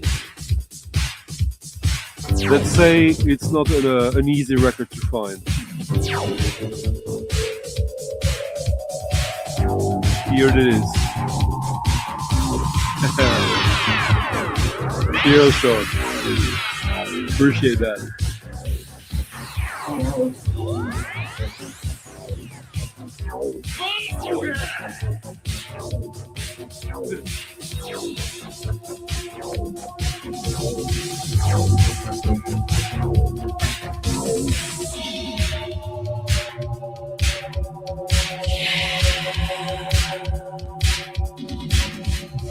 I think I found this in a garage sale here in Stockholm.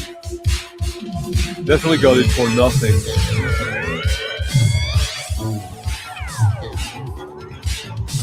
But I mean, you found a cover like that. Worst case scenario, you get a crazy cover. This is the club version. There's a vocal version with way more singing, but this is better.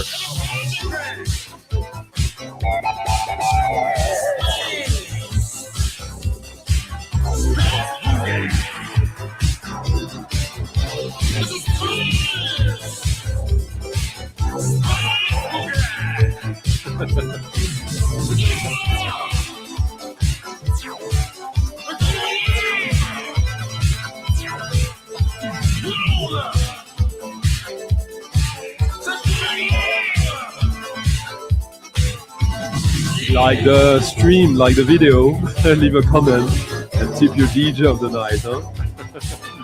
Where else will you listen to that in the VC? Yeah.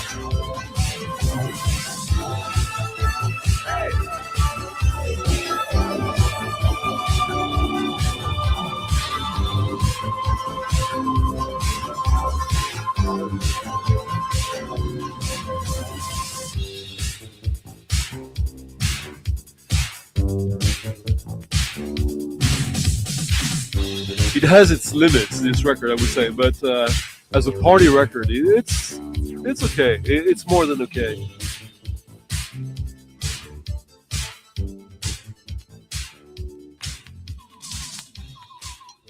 Now another cheapie. Not that the one we just played was a cheapo, but this one is. And it's a cheapo because the concept is really not sound.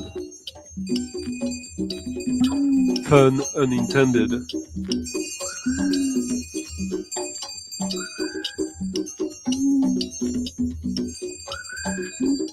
I mean, I hate records like that. Sounds of Africa. What were they thinking? And yet, it's a pretty cool record. Let me find you the link for that.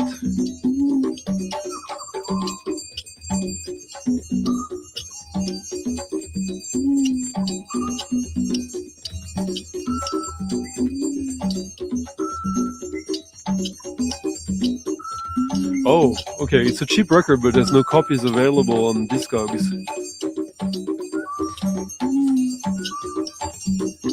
It's released on Sphere, the Betty Crocker magazine.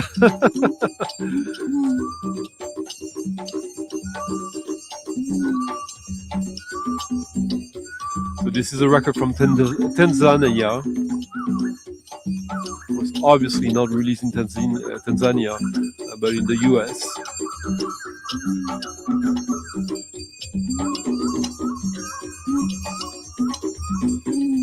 Here's the link to it. Hello, Christopher. Nice to see you. Hello, Joe. We did enjoy a good chunk of Peter Stapleton earlier today, and I think people liked it.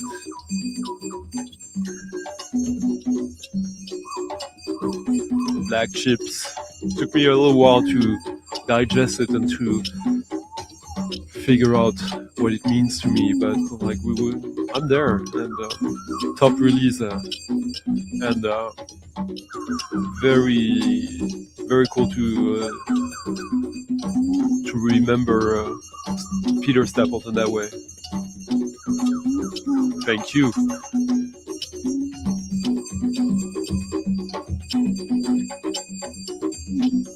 I mean, these bad productions. I love that logo.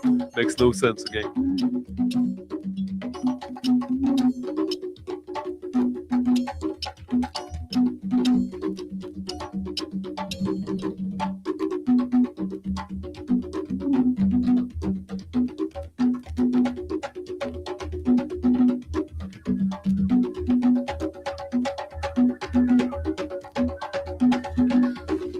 Musician behind this,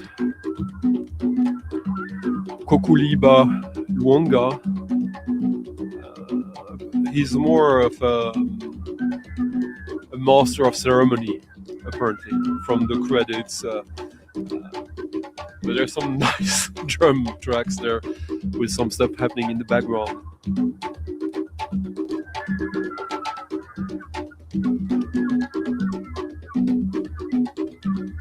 And again, it's a record you should, I mean, probably got it for like $5-10 online alongside other records. I don't remember how I got this one. I have no clue.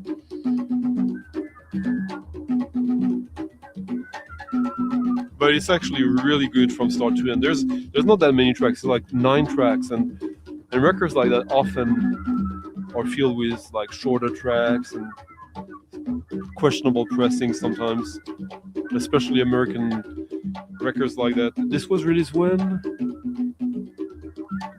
72. Oh.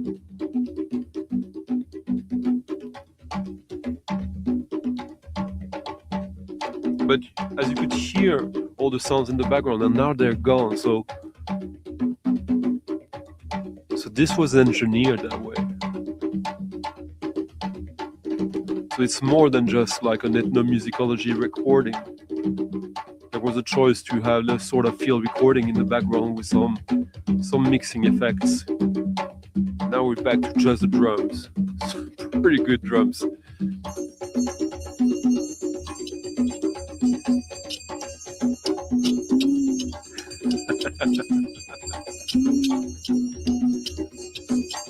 That's crazy, Christopher.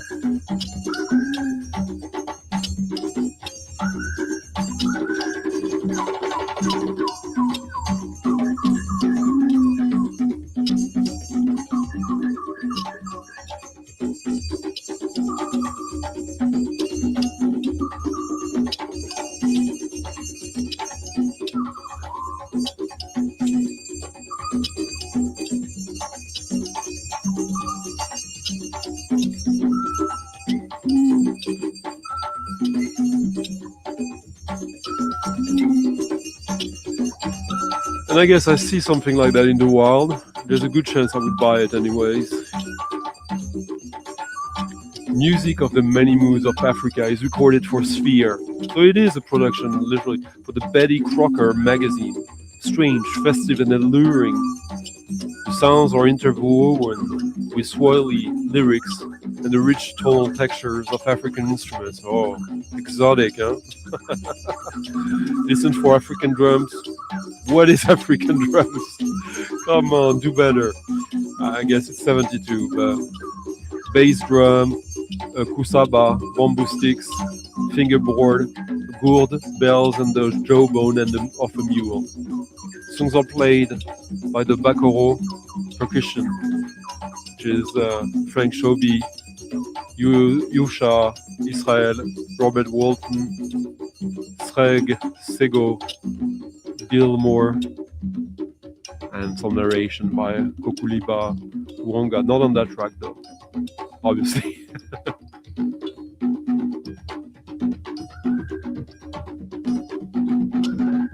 We're listening to Bursts of Energy, the concluding track. There are many celebrations in West Africa. The Muslims' observance of Ramadan, the celebration of harvest in various areas, yam time in Ghana. One thing they all have in common is the happiness of the dancing women. Women often carry sousa, large cords with beads strung on the outside, and they wear bells around their waist and ankles while dancing at a frantic pace, working themselves into a frenzy. Every instrument mentioned above joins in the jubilation. I mean, that is so... Oh my God. Yeah. That is not post-colonial. That is still colonial to the max. But the music is good. That's the weird thing. Like, what is this? What was the idea? This is obviously added.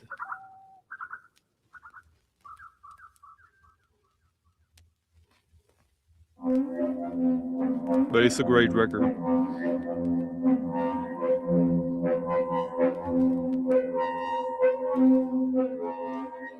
You're welcome, Zetman. Have a great weekend, and I hope you had fun tonight. 72, Christopher. I don't know what the Betty Crocker magazine is, but this was sort of a compendium for an issue or something. I don't remember how this came into my radar, but yeah, the label has a few other LPs, not many, but well.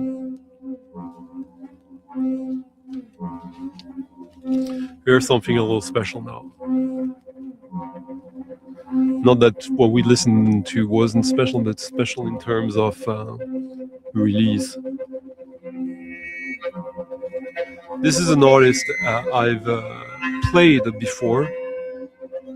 It's not a big name in experimental avant-garde music, but he's kind of on the outskirts of cool stuff. Yeah, this is a record made solely through comb filter recordings. Improvisations for a comb filter modulated, no input mixer feedback. I love the title, Buzz Bush. This is Philip Sanderson.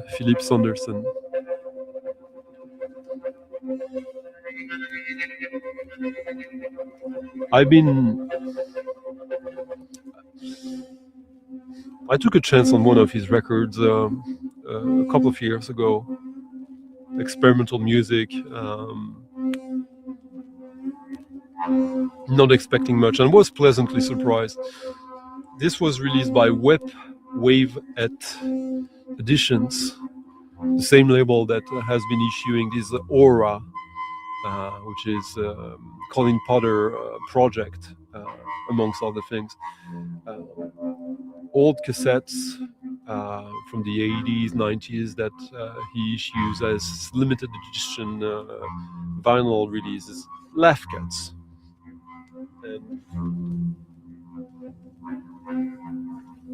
And they're quite limited. This is number 33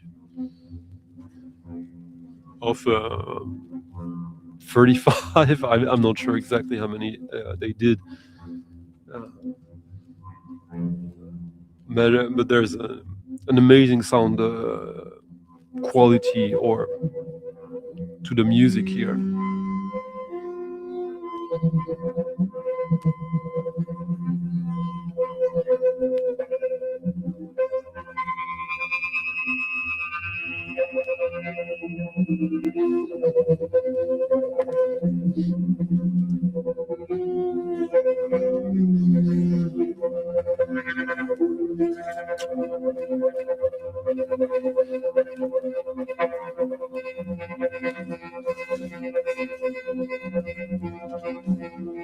And he's been around for quite some time. He's not like a youngster, but yeah,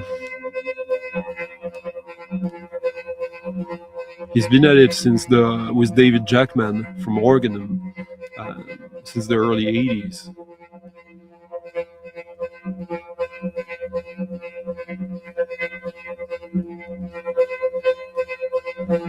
$33 copies, so I got the last one. There's another more limited run. Here it is. Hello, Crossing Rubicon. How are you doing? Well, what was it to Denmark? Tell us more. Ah, okay. Yeah, the name rang a bell, and I was sure it was something pop culture related.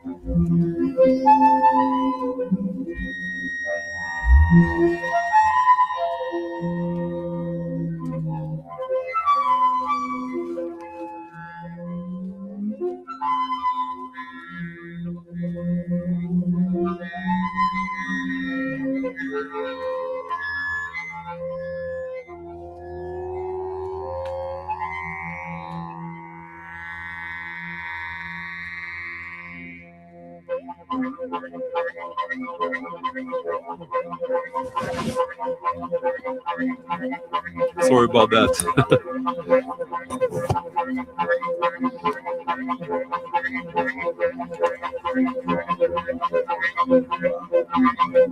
Glitter vinyl.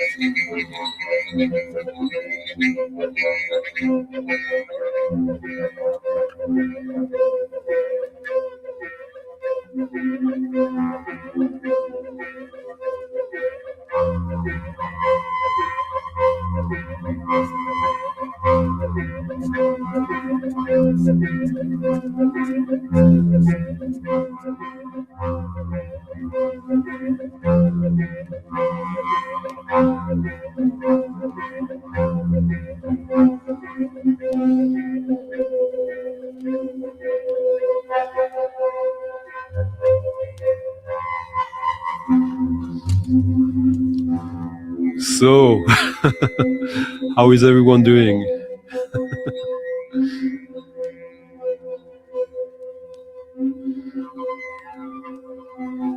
Getting close to the end, huh?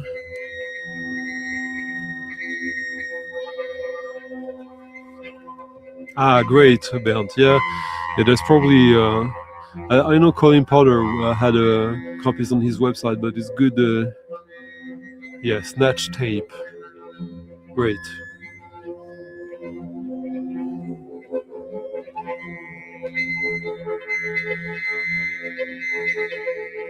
Yeah, it's always a bit confusing, the name of that label.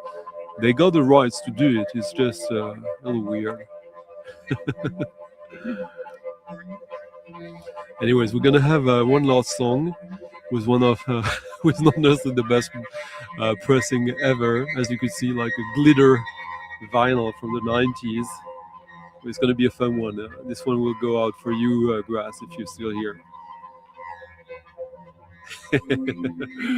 Well, thank you, Euler, and you're all welcome with that. At least that made an impression on you.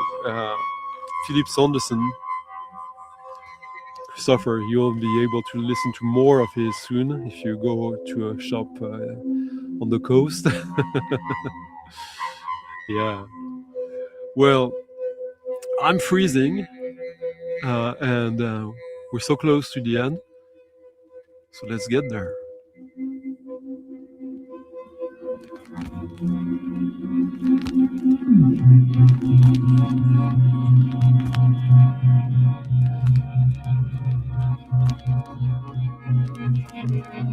This is a 7-inch that came with 2 postcards.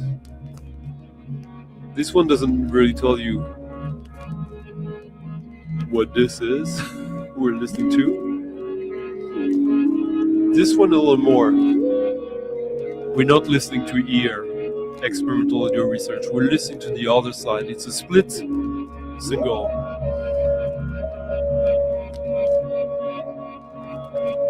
We're not listening to Sputnik by experimental audio research. We're listening to Telstar by Furstenmore and Don Fleming. I bought this when it was released in the 90s. If I remember correctly. Yeah, it must be. Salut Clément.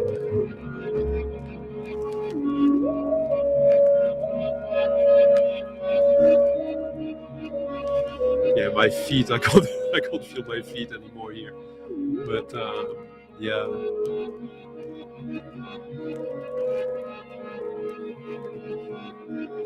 And that's a little 7-inch from 1997, so almost 30 years old. There's 8 copies available, from 12 euros to 30. I don't think you can find these tracks anywhere else. It's a pretty cool little item that, of course, I don't listen to this every day, but I like it.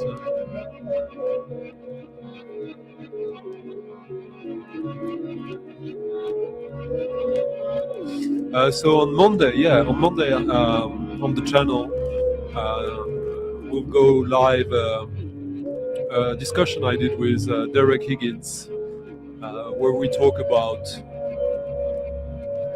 talking about music. So you can tune in on that on Monday. I don't think there will be like an alert for it. I did it a little weirdly, but you'll see that soon. But until then, I hope you enjoyed the stream tonight. And leave us a like to the video if you enjoyed the video. And leave me a comment if you're watching this whenever and you have something to say, something to share. And if you really enjoyed the stream tonight and you want this to continue as it does on an almost quasi-weekly basis, by all means support the stream by tipping your DJ of the night. Leave a tip in the coffee jar or the PayPal jar in the description of the video. I have. It looks promising.